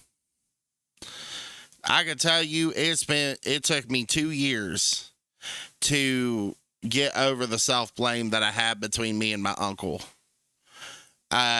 Many texts went out, but no answers. Many emails went out, but no answers. And I finally just got the gumption to say, okay, I've acknowledged what I've done. I've acknowledged the things that I've said. You know, this is what's on the table. And so my next question is, what are the first steps you have taken in these stories that you three have provided to me? What are the first steps you've taken towards forgiving yourselves regarding these stories?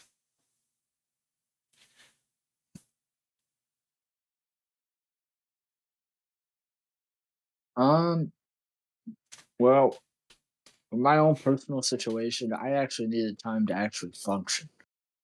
Um, it was enough that when I got home, I needed to deal with anxiety.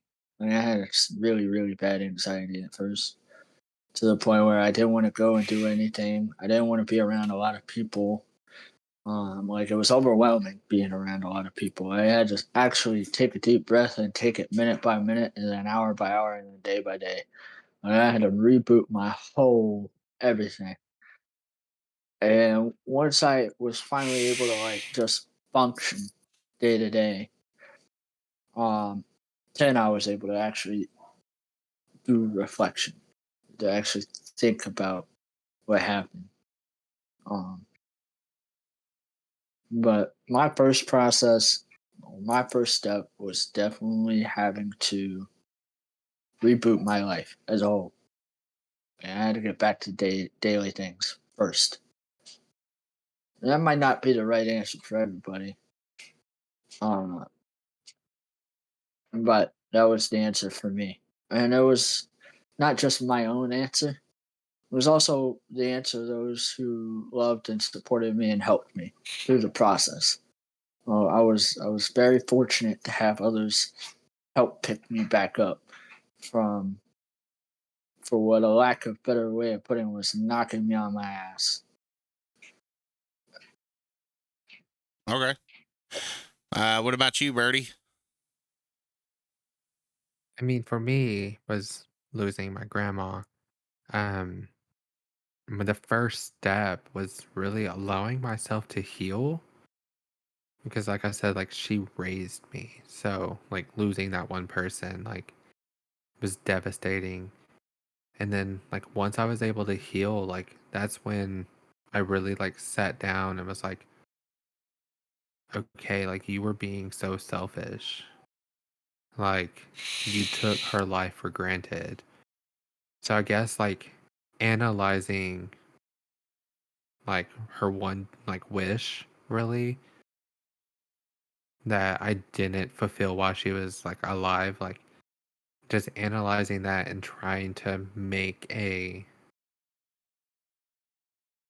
not like a checklist, but like a mental like calendar in a way where I'm like, okay, like I can start school here like on this day and then I can like graduate, I can do this, like by this year I want to have this degree and like just kind of like used it as fuel, but really just like healing and then analyzing what it was that was making me feel like the self-doubt and the just the guilty conscience and stuff. Like I understood, not really.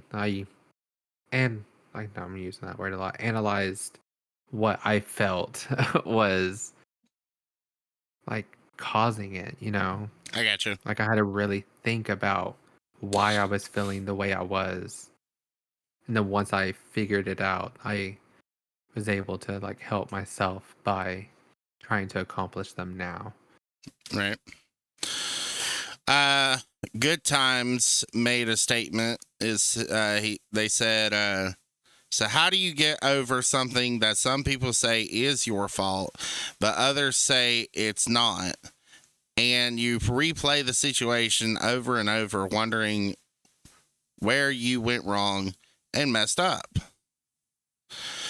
Well, in my opinion, you start asking the common sense questions. You know, common sense is key. Are you recognizing that you were in the wrong in some of the actions, not all of them? Okay, take personal responsibility in in those small key issues. Was it entirely your fault? Were you the cause of the situation? Okay.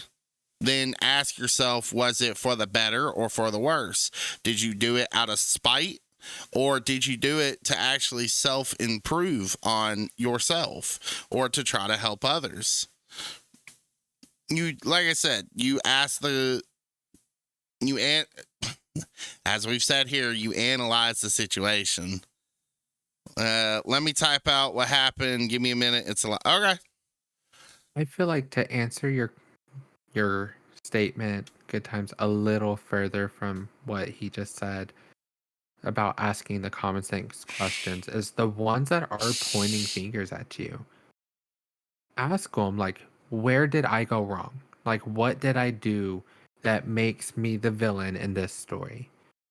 Because, like we were stating earlier, like asking those questions, like as the abuser standpoint, in some people's eyes, you are the abuser, but in other people's eyes, you are the victim. Um, I would ask the ones that are pinning you as the villain, like, why? Like, what in your narrative makes me the villain in this story? Because without that knowledge, you could replay that for the rest of your life in your head, but you're only going to see the same core memory of it as you did prior. If anything, you're going to forget most of it, and then it's just going to be like a jumbled little piece of memory. So you're never going to physically get the answer you desire or deserve by pondering it yourself. There was a lot of Like I would, times. There was a lot of times between me and my uncle that at first I put the full blame on me. I took the blame for 100% of everything that happened. I thought everything that my uncle was doing to me was 100% justifiable. But then, hindsight 2020, as I grew older, I started recognizing maybe it's not all my fault.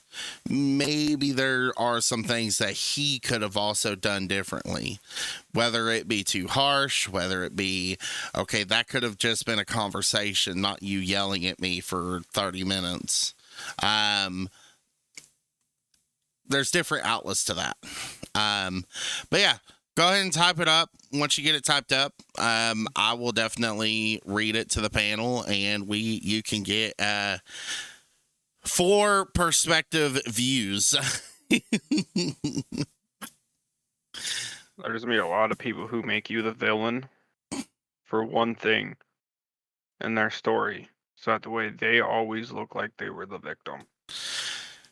That's something I was actually about to hone in on is at what point can you just not play the victim card?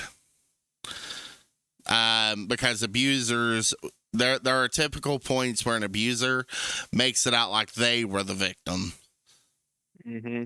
There's that one moment where you need to come in reality and you have to not play the victim card. You need to recognize the situation. You need to be able to grow up.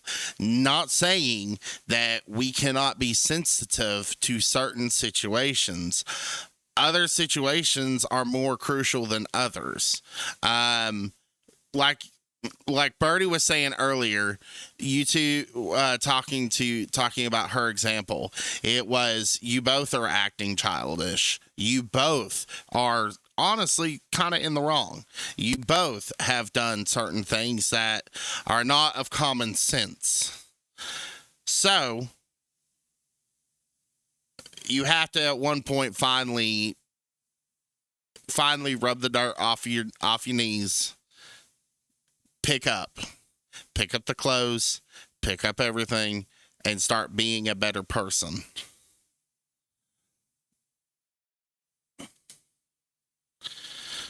While we're waiting on Good Times here,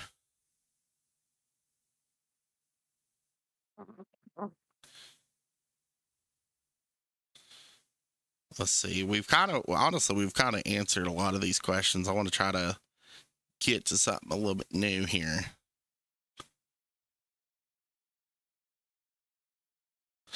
Okay.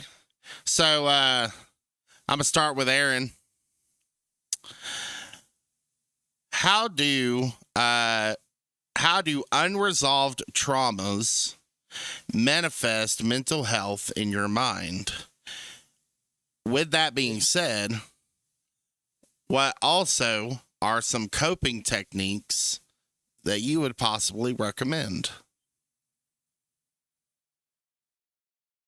Some of the ways it'll manifest is you hear the little voices in the back of your head saying that you'll never be good enough, or what you did was never good enough, or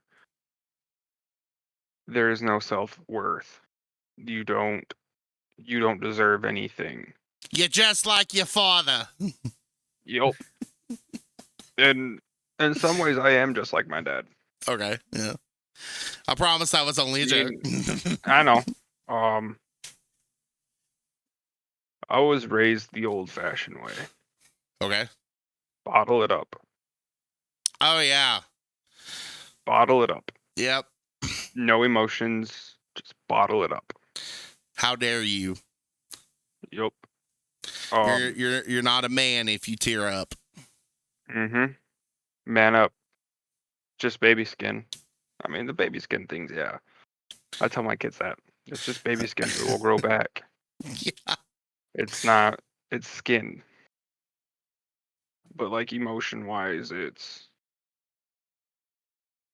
eats at you and eats at you and makes you feel worthless.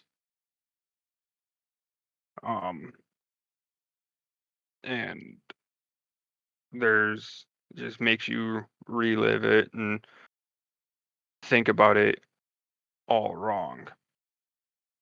And it just eats at you and it always sits in your mind. And sometimes you just gotta look in the mirror and look at yourself and tell yourself you are not what the voices say you are. I agree with that.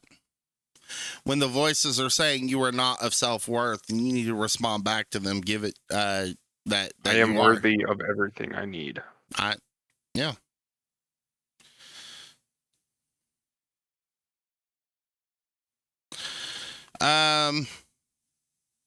Anybody else want to answer that question? What was the question? Sorry, I was reading that person. Distraction. No, I'm kidding.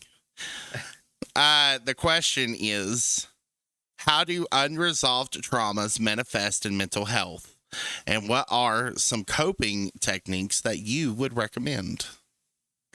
Aaron had mentioned when the voices are telling us that we are not worth, then we respond back to them. We are. Self-doubt, like you start getting like self-doubt.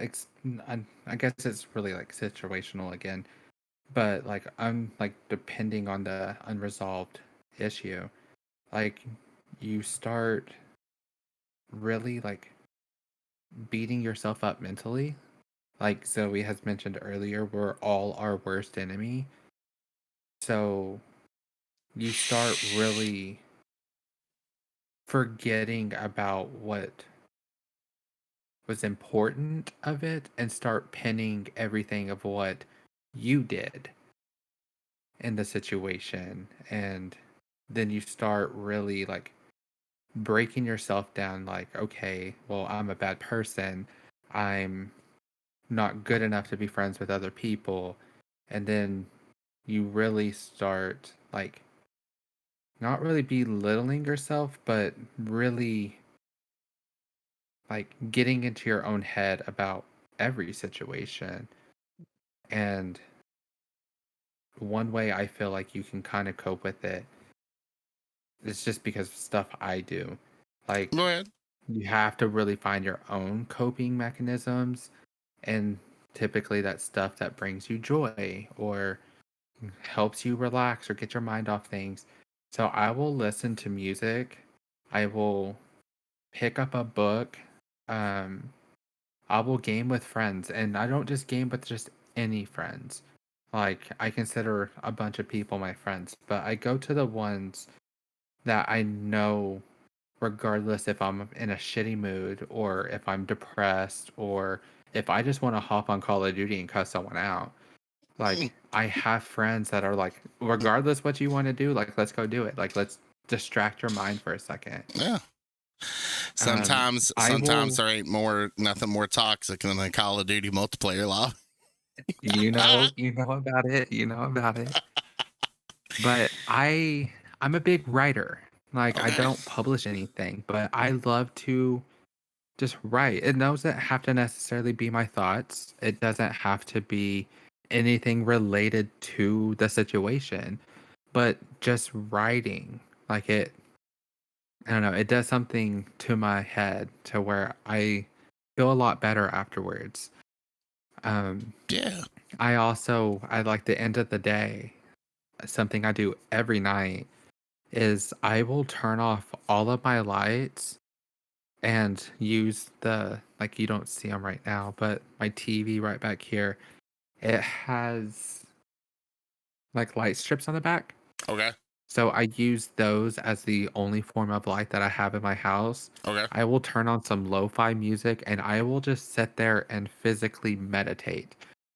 I just release like all of like my tension I have right there and really just try to focus on like finding my center and then remembering what my center is. So like if I am super stressed, I just try to get rid of it right there so I don't start my next day with just this added on baggage and just running my entire next day. I know that's harder to say for most because it's harder to just let go of stress, but like just the meditation, it's calming. It's meant to be calming. Just relax your mind. Even if that's just laying down in the dark and just sitting there and focusing on your breathing. Like I know that's hard on itself because you start thinking, but like find your coping mechanism. Some people it's art. Some people it's singing. For you two, like I feel like just hearing some of y'all's stories, like yours might be watching like a Broadway or a musical. Yours might be something to do with a musical instrument. Like find what makes you happy. And when you get into a situation where you're like in your head or you're stressed or whatever it is, try it out. And if it seems to help relax you and like help you move a little forward, especially with what was that person's name? Good Times was talking about like ending it all. Like find your cope. Allow it to kind of de-stress you. I'm not saying to forgive about it or forget about it, because I mean that's going to lay dormant in your head, but like to help you get through each day so you don't take your life is find what helps you get through the day. Find what allows you to kind of separate yourself from actual reality in order to de-stress in a way. Take a bubble bath. I don't know. Like some people, it's going on a walk. Like go to the park, kind of Anybody like at ever sunset. anybody ever been to a rage room? Yes, they're so much Yeah. fun. Yeah. Hey, I wish sometimes the stuff's already broke. As long as you Just wear go break it proper, more. to go ahead and cover myself here, please wear safety equipment. Don't mean take a sledgehammer to somebody else, but That's how I got this knot on my head right here. It went with a baseball bat and it came back and hit me. And I just have a knot on my forehead. um, But but yeah, they try. I a agree with that. distraction, I guess, is kind of where I was going. I Like gotcha. when I went through my divorce, one good way that I distracted myself was a friend took me to an escape room because they knew I love like puzzles, like challenging things. And for like the 30 minutes we were in there, or however long we were in there, like I didn't think once about like what I was actually going through. Um, once about like the divorce or him or any type of feeling. I was focused on the task at hand. So just like give yourself like some time to like stay busy for a second so you're not thinking about it. Now, Ooh, there was a spider on me. I'm sorry.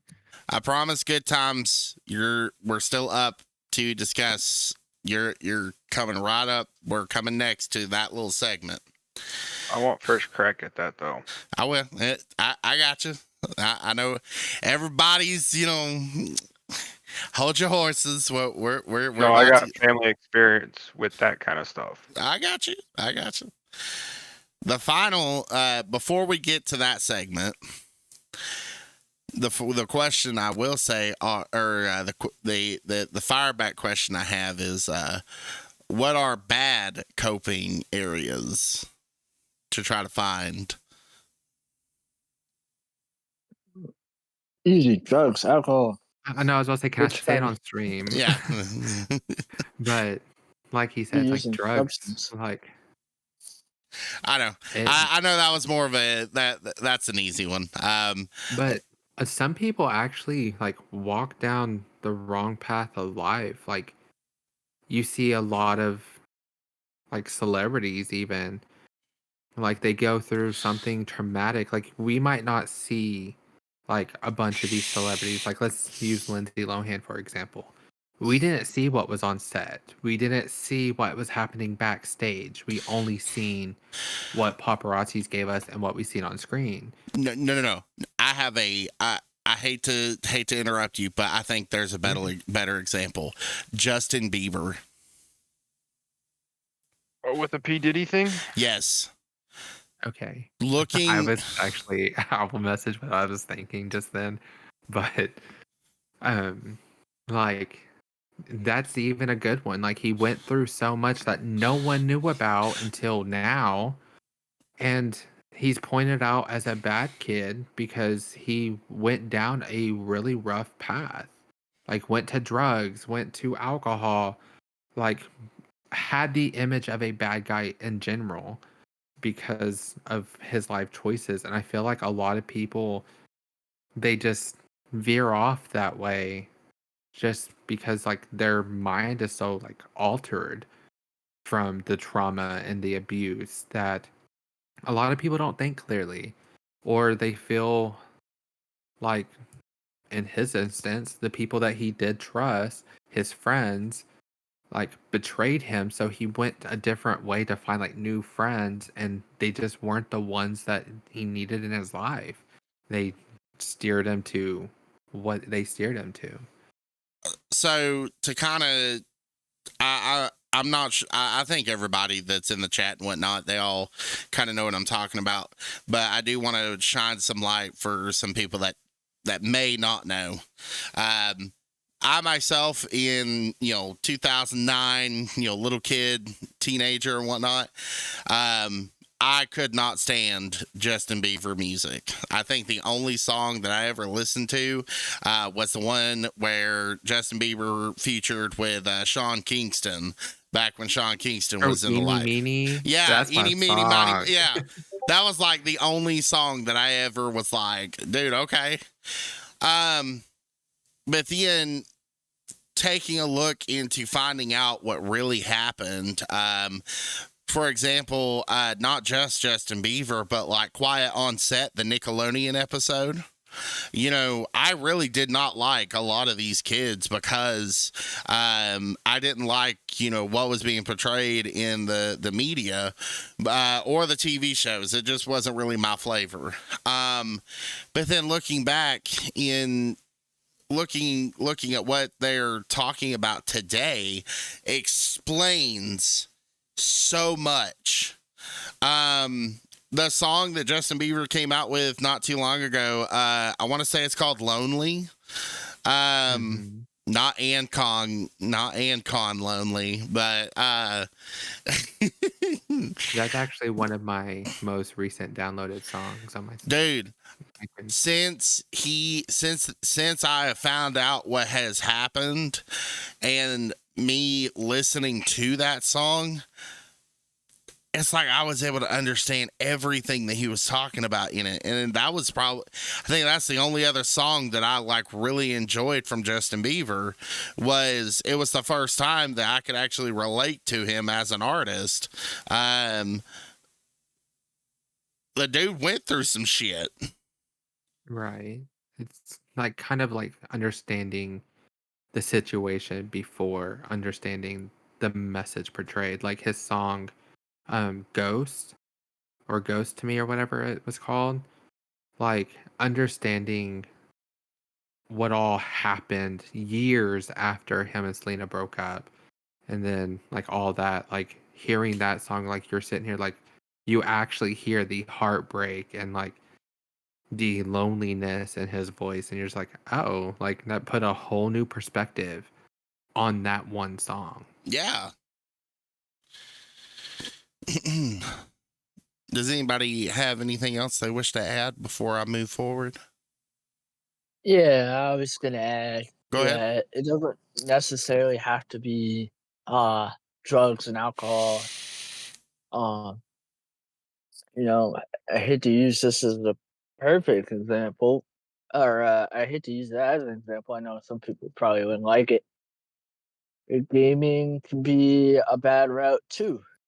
If you start to lean towards a habit of any type that causes you to neglect your your life, neglect your your needs or others' needs that are dependents of yours or anything like that, it can be an unhealthy habit. Really, anything could be an unhealthy habit if you start neglecting those things. Um, I know a lot of us use gaming as therapy, kind of blow off some steam, come and game. But if we start ignoring, like if we took a whole week off for gaming, without having the necessary PTO or even without scheduling it, like I get it when a new game releases. Yeah, we're gonna hit that game hard, and that's cool, especially when we plan it in advance. But if you're doing it because of a situation that happened and you don't know how to handle it, and it comes to a point where you're like that guy on the couch with Cheetos and a house coat, and it's like week 3 and you still don't know what the hell you're gonna do, that's not healthy. It's a problem.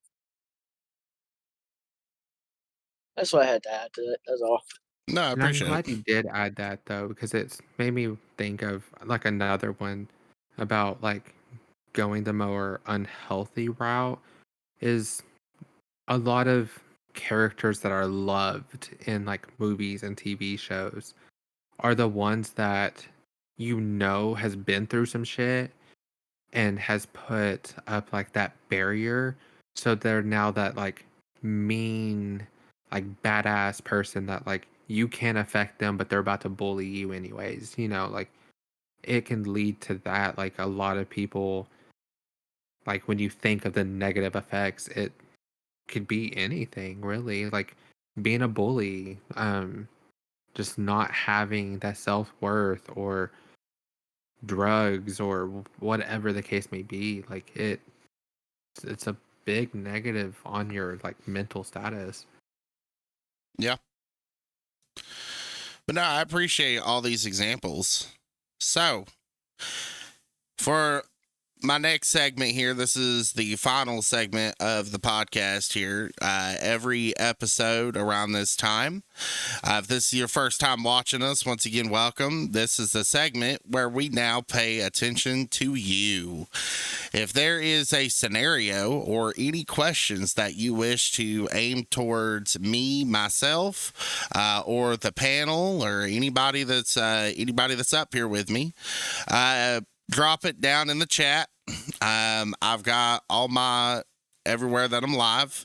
If you have anywhere that anything you just want to ask that pertains to the episode, this is your opportunity. I'll allow a couple of moments. I've already got a story that somebody is requesting our purview on, and we'll go from there. All right. From Good Times, Back in May of 2023, I was responding to a fire call in my personal truck. I had emergency lights. I was on the highway when a car pulled out in front of me and I T-boned them. The police department is putting the blame on me, saying I was going too fast, but I know I wasn't. Come to find out, the trooper was not even certified and was wrong on his diagram. Even with all the evidence that I brought showing, I wasn't. They refused to dismiss the charges. After $15,000 spent and a year later, I finally had to take a plea deal just to get done with it. I got put on probation for 18 months and had fines to pay. I think the part that was the worst was losing my backbone. My fire department got told to cut communication with me until it was finished. I was alone and had nowhere to go. To this day, even now, I get upset thinking about it, wondering why me? Why was I blamed when they pulled out in front of me? So I'm gonna I'll let, let yeah, I was gonna say, I'll let Aaron. Ben answer Aaron that over here first. was ready to jump the gun, so I'll give you first dibs. Go ahead, Aaron. One, if you didn't have a stop sign and they did, they're reliable because they pulled out in front of the emergency vehicle. Now, if it was flipped and PD had T-boned someone, they would have brushed it under the rug, paid the person, and been done with it. But since it was fire department, is bullshit. They pulled out in front of an emergency vehicle with emergency lights on. They're at fault. It doesn't matter how if you're going too fast or not. The person pulling out in front of an emergency vehicle is at fault. 100% all the time, unless the emergency vehicle was coming up to a red light. Then they have to make a reasonable attempt to stop, let traffic clear, then proceed. But if you're on a highway, they had the stop sign, it's their fault. My uncle, back when I was younger, was the fire department chief and was responding to a fire. Kid came up and out of the ditch, overcorrected, and he head on hit them going full speed as fast as he can go within reason to get to that fire. It ended up killing the kid. But since the kid was high on drugs, they didn't charge him with it, but he hit the car so hard it launched him out of his F-250 chief truck that they had at the time. But the fact is that the kid did it and overcorrected, caused the accident, and it's the same way as this person pulled out in front of you. So you're not at fault.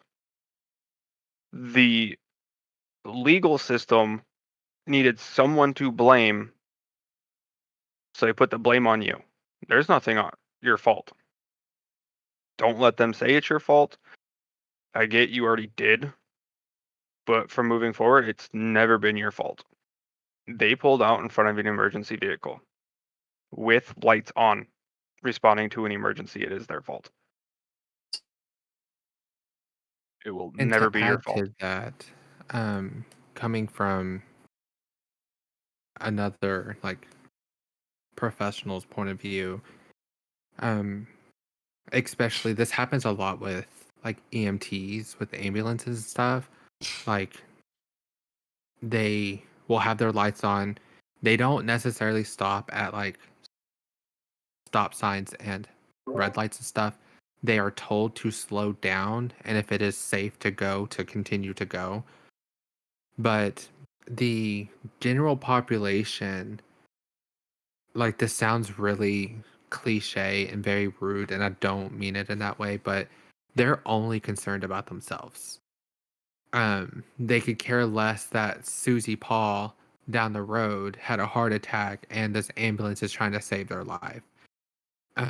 Just like you were responding to a fire call. So your main focus was getting to that fire so no one got hurt. Um, So they're so quick to blame, like, whoa, you were doing this, you were doing this, you were doing this, excusing all evidence of you weren't even at fault. For one, you had your lights on, you were on the highway, and they had a stop sign that they ran. So, like Aaron was Even if saying, they like, did stop and then proceeded to pull out in front of you, is still illegal. yeah, like they still pulled out in front of you on a I have a busy interstate, really. But like the general population is so quick at pointing fingers regardless of the information they know, and always feeling justified by, well, that's my opinion, like I'm sticking to it. So for like, I mean, two of us agree that this isn't even your fault, but to shed light on like your question, like why are you being blamed, is the fact of, like, I see it on a daily basis. They don't want to take blame. They don't want to take responsibility. And a lot of people love to jump on the side of like the person hurt, regardless of the situation. So they're blaming you because they don't think you should be going as fast. They don't think that this person did anything wrong because they're the one that got hurt. So, like, they just blindly blame people. And for that situation to happen, they don't care about the reasoning. They're just like, well, you hurt them. You're at blame. Hmm. So, question: did they say it was a personal vehicle or a county They were vehicle? in a personal vehicle with emergency lights on.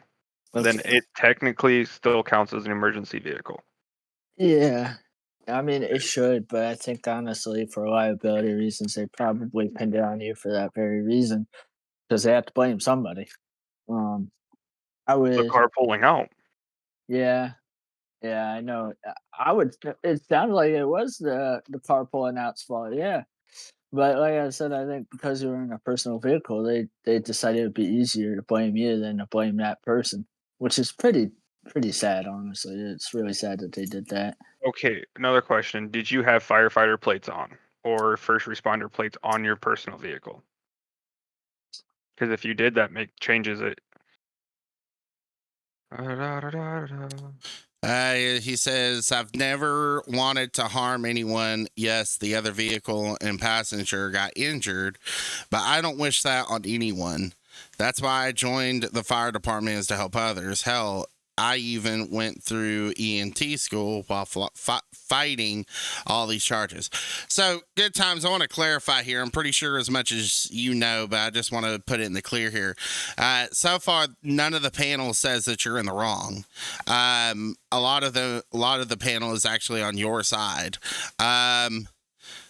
He says technically no fire plates, but it was registered as an emergency vehicle with the state.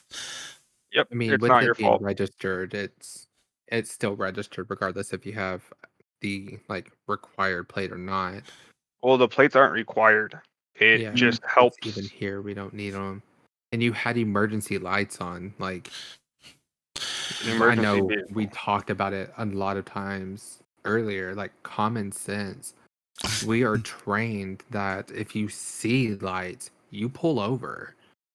Like if it's EMTs or an Typically, if ambulance or a it's fire truck, you pull over out of respect. If it's a cop, you pull over because you thought you just got pulled over. Like, but like you don't pull out in front of them because 9 times out of 10, they're probably going past the speed limit to get to this said emergency. So they're not going to have the reaction time of slamming on their brakes and not hitting you. So being at a stop sign on an intersection, seeing, because I mean, you have to look left and right if you're going to cross it. Seeing these lights, like common sense tells you not to pull forward. So, I mean, they're at fault for just proceeding to go and getting hit. so before we go any further on this topic, I do want you to understand that none of us are legal attorneys. I hate to throw I hate to throw that little slogan out there, but this is just to cover anybody here on the podcast as well. I have to, by TOS standards, I do have to state that, okay? This is just our personal opinions. We are not legal advisors in any aspect, okay?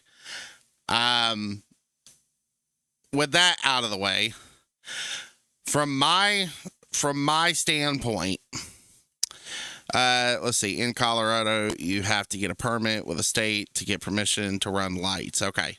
So, in my personal opinion, I do agree with the panel. If you had it state registered, if you had the permit, if you had XYZ to get it done, then yeah, they should be the ones to be hit with the fines because they did not give you right of way. I'm not sure how they do it in Colorado. However, here in my state, yeah, I would have gotten a ticket for impeding traffic. Now, do you know how fast they were saying that you were going? Because I do know there are laws on that aspect. Even though you have the permit, that don't mean you can just willy-nilly go 125 down the road. You have to have like approval from your supervisors and whatnot. Okay, so Wubsy comments here. Wubsy says, I was a firefighter for many years who ran their own personal vehicle with lights as well. By no means whatsoever is it legal in my state to run a red, even if you are responding to a call. You must sit and wait like the rest of traffic, unless they are to yield to you. But personal vehicles get no right of way. Okay, so Wubsy. I can see that as a red light. Okay, Yeah. so that may be why they're still hitting you, is regardless of what the vehicle is registered under. If you were in a fire truck, if you were in an engine and that happened, then they would have then they would have gotten the other people. But if the facts are what Wubsy states, then that's what they're hitting you on, is because you're in a personal vehicle. But from reading what happened, it didn't sound like they were at a red light. This person No, they were on the stopped at a highway. stop sign on a highway and drove in front of them and got T-boned.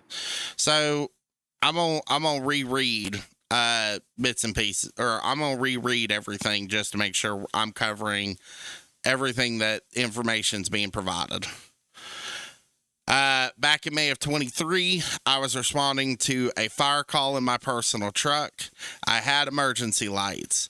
I was on the highway when a car pulled out in front of me and I T-boned them. The police department is putting the blame on me, saying I was going too fast, but I know I wasn't. Come to find out, the trooper was not even certified and was wrong in his diagram. Even with all the evidence that I brought showing I wasn't, they refused to dismiss the charges. He got hit with 18 months of probation for taking a plea deal. Let's see. Then he states, I was on a highway. They had stop sign. So it wasn't. They pulled out in front of him. And then he goes to comment, and if it was a controlled intersection and I blew a red light or something, then I know I would be totally at fault. But that's where I'm wondering why this was blamed on me. They said at the time of impact, I was 74 in a 45 upwards of 107 prior. I was in a F-250, which if you know those trucks, they are governed at 96. With that info, the trooper that said I was the one who was not certified when I hired an expert, he said my speed was 50 and 60, which is 5 and 15 over. And many states allow firefighters responding in personal vehicles to travel upwards to 20 over the posted speed limit sign. That's in a fire truck, a cop car, or an ambulance if they're responding. Now, high speed chase is the only time they're exempt from that for a cop car. Right. But personal vehicles with flashing emergency lights responding to a call, fire trucks, and ambulances all are permitted to go 20 over. That's it. At least in the state of Iowa, is 20 over. Right. In a fire truck or a paramedic vehicle. The problem Even in personal. As long as it's the flashing lights and responding to a call, you can travel up to 20 over as long as you're responding to a call. At least in my state. I was told that by a cop, an EMT, and a volunteer firefighter. Right. Before this Like I sparks said, in my outbursts, I don't want to, like I said, we're all just kind of giving our opinions here. However, that good times, that would be the two opinions that you have here. Depending on your state law, I would start looking into the answer as to, does the law adhere to personal vehicle, or does the law not pertain to personal vehicle? I think that right there is the line that we're going through. But speaking into the aspect of how it's affecting you, I can definitely see the turmoil, because even up here in the panel, we're already asking those questions of, we need more context. We need more, start asking the 20 questions. But no, I definitely feel for you, man. You said earlier, that it was personally affecting you because you found out that if you were found guilty of the original charges, then you could have got up to 3 years in prison per charge.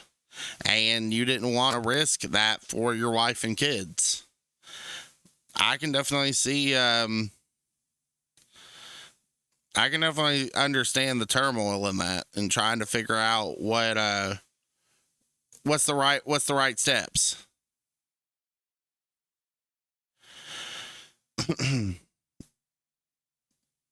Yeah, even Wubsy says, I won't call you wrong, man, but honestly, when I was a responder, did the same thing. Had his fair share of close calls. People don't pay attention in this day and age anymore.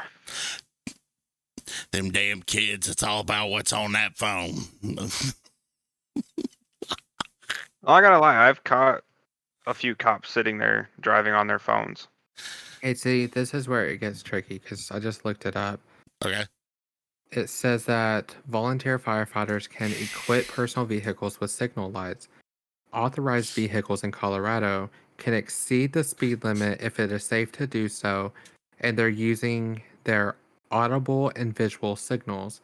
However, they must not endanger a life or property, which in this instance, it's not like you were endangering someone, they pulled out in front of you.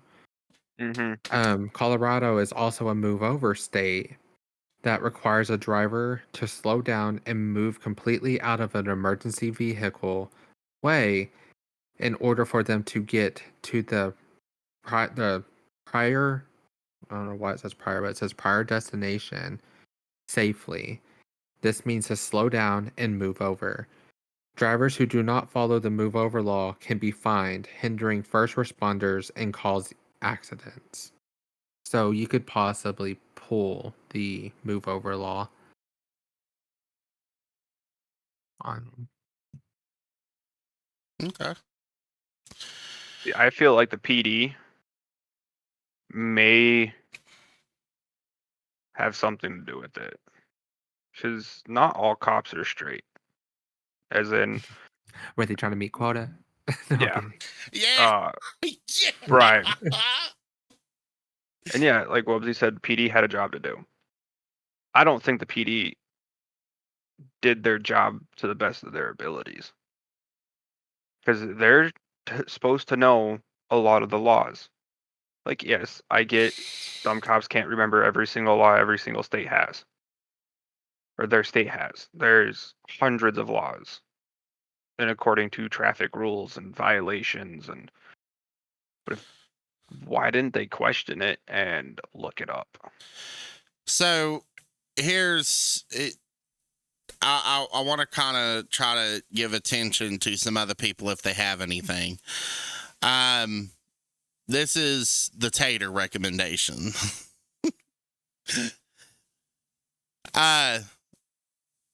If you find it suitable that you wish to get to chase this case and you feel like you have something valid, I would go ahead and start with an appeal.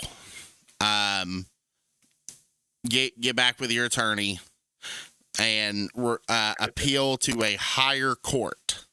So not your city, not your county, but go for like the state court. Supreme Court of the Challenge. state.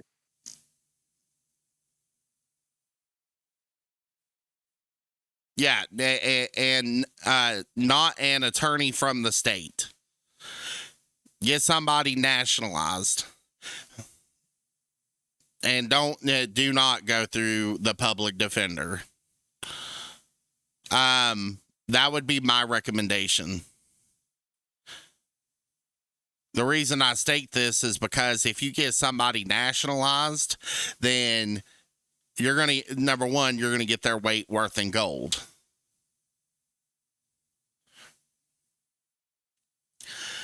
So that's my opinion. Is if you feel like you have just cause and you have the law on your side, on paper, then I would go ahead and request an appeal. All right. I'm gonna. Everything all right? Oz before an ad break. So they can't really hear what we're saying during the ad breaks. Okay. So I'm just trying to let the ads play through before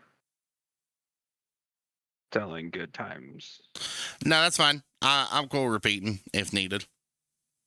Yeah.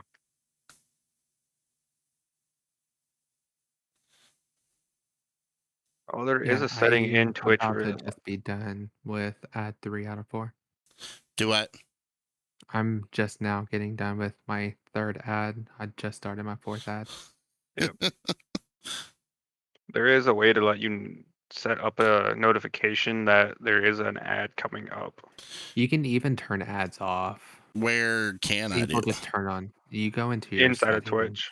We can do that after. Yeah, we can help you do that because the ads are just simply just to bring in just like a few more cents of revenue. No, I gotcha. Okay. Good times. Another thing is don't settle with one lawyer. Go talk to 2 or 3 to get an idea of like, hey, this might work or this might work. Don't just settle with one attorney. And don't get one appointed to you. They are overloaded with cases as it is. Go find a lawyer. Yes, it's going to cost you. But I'd rather pay the $5,000 on a person, like on a attorney that works for himself versus getting a free state attorney. Correct. So good times. I know you were watching ads. To go ahead and sum up what we were trying to say earlier is if you feel like you have just cause, I never took appointed one. I hired one, which is why I was $15,000 deep in this. Okay. I'd go with an appeal. Try to go with an appeal. And that's find a different lawyer. Yeah.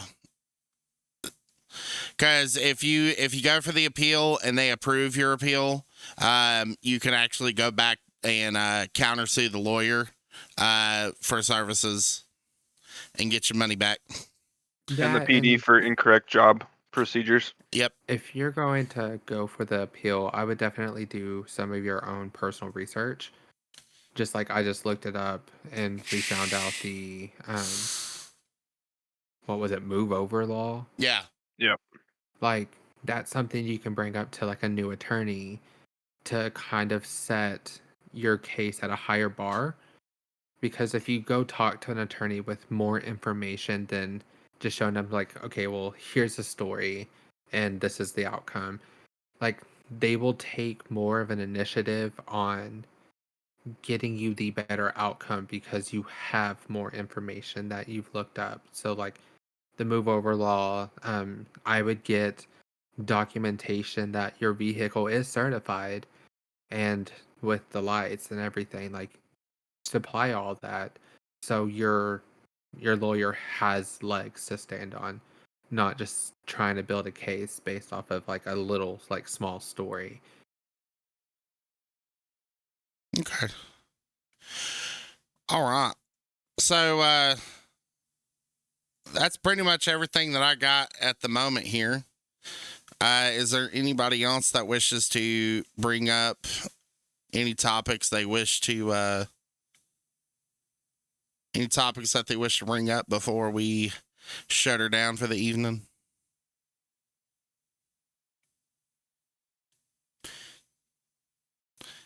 Anybody from my panel got anything they want me to they want my opinion on outside of what I've gone over on the podcast?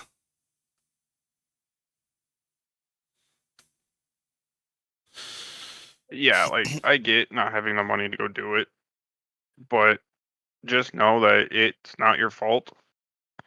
Just complete out the 18 months of probation and just look past it. Like you said, you have a wife and kids, and that's 6 years you would have not been with them if you didn't take that plea deal. But it's done. It's past. Just keep looking forward and Keep just your watch head up.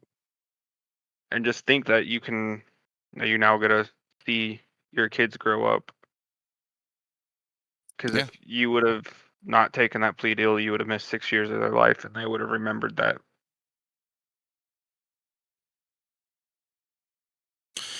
All And right. moving on in life, like you said, you like to help people and stuff. You don't have to be a fireman to help someone. Like you said, you were going to EMT school and stuff like that. Like there's other fields out there that you can physically get into and still carry out like your passion. Nursing school. And yeah, like go to nursing school. I know Go it. if you don't want to be like an actual nurse, go like become a farm tech or like just a lab tech in general. Like there's other ways to help people and it will allow you to move forward, continue on with life, feel better about yourself, and still help people in the same way. Yeah. All right. Well, I want to appreciate everybody coming out and watching the episode today. Guys, we're up to like 10 people watching at the same time. We went from over the last 6 weeks getting these topics in. We've gone from me just sitting here, me and everybody just talking, to having a group of people starting to hone in on these topics. And I really appreciate everybody that comes in every Thursday. Next week's episode, we'll be diving into the complexities of managing technology, online spaces, and our mental health with an episode. We're going to be going over the tech, trolling, and triggers, navigating the dark side of the digital age. We're going to be exploring cyberbullying, the impact of digital media, our own well-being, and strategies for protecting our mental health online. Remember, self-forgiveness is a journey, and you may not be able to resolve everything overnight, but taking small steps, you can move forward towards healing. Once again, I want to thank everyone who shared their stories, questions, and support tonight. We're in this together. like I always said earlier, I want to be the lighthouse for you guys, for those of you who are calling out in the darkness. I do want to ask if you know any friends, families, or anybody that could potentially use this podcast. Please recommend this. You know, without you guys, I wouldn't keep this up. I stream this podcast every evening, every Thursday, 7 p.m. Eastern Standard Time, 6 p.m. Central. And I'm always willing to hear you out. If you have any questions or anything, see me on my social media. I'm on all platforms under the Tater-Talks. And I'd be more than happy to either bring up your story or, hey, maybe potentially bring you up onto the panel for one night. As always, I want to thank Aaron. I want to thank Atlas. And I want to thank our special guest tonight, Miss Birdie. Did you like the podcast? I did. I had so much fun. Yeah. Well, what about you, Aaron, Atlas? How you guys? How did y'all think? Good. Oh, It was a good. pretty good episode. Yeah. All right. Wasn't much of the conversation type tonight, but if you checked out last week's stuff, I was Hey, talking man. away. Hey, man. Look, some of these episodes are gonna hit home. Some of these episodes are really. You know, I may bring up a topic that I myself would want to talk to everybody about, but I myself not have really a lot of input because it's sort of an episode for me. You know, I feel like based on the story that you were talking about, I felt like this episode kind of honed with you. And maybe you just needed to sit back and listen, you know, and it's okay. That's why I'm here. If I didn't show up for the podcast, because I wasn't gonna talk about much, I probably wouldn't have watched it because it's probably something I didn't want to hear, Right. but I needed to hear it, so I forced myself to be here. So I had to listen. And I appreciate And- that. Thank you. I mean, I enjoy being on your podcast, Tater. Yeah. So for everybody that's out there, please, I'm always willing to hear you out, and I'm always here waiting for you.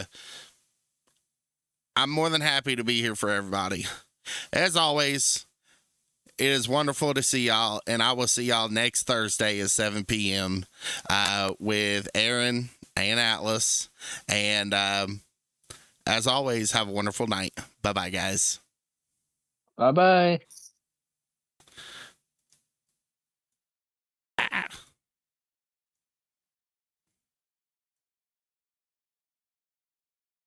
Find myself some peace of mind.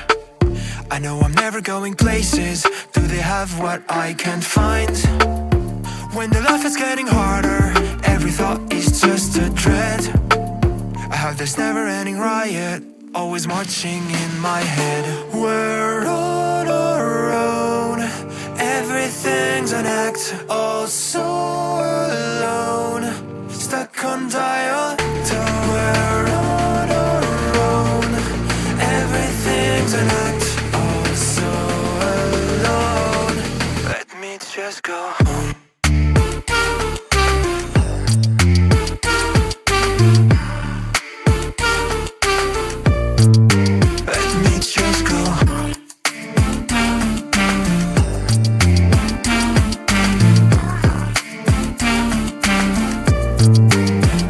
Just go.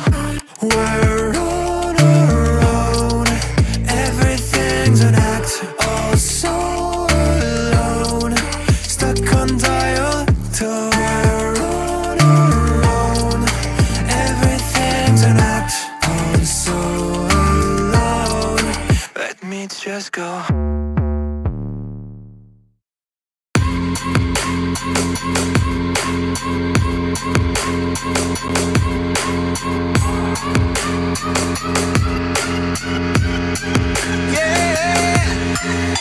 Like the attention, girl, I know you.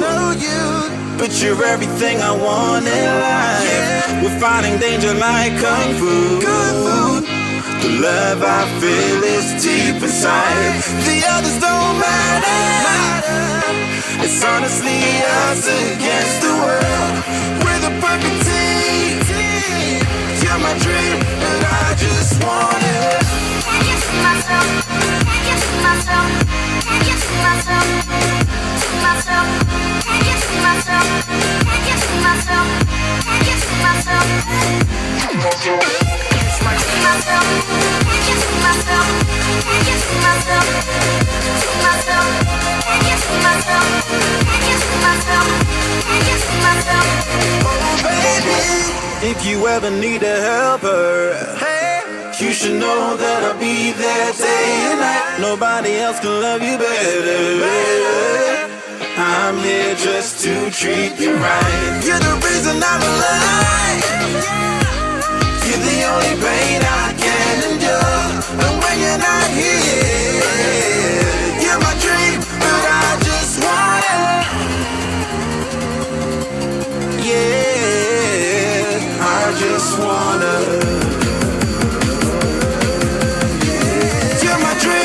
I just want it. Can you see myself? Can you see myself? Can you see myself? See myself? Can you see myself? Can you see myself? Can you see myself? See myself? Can you see myself?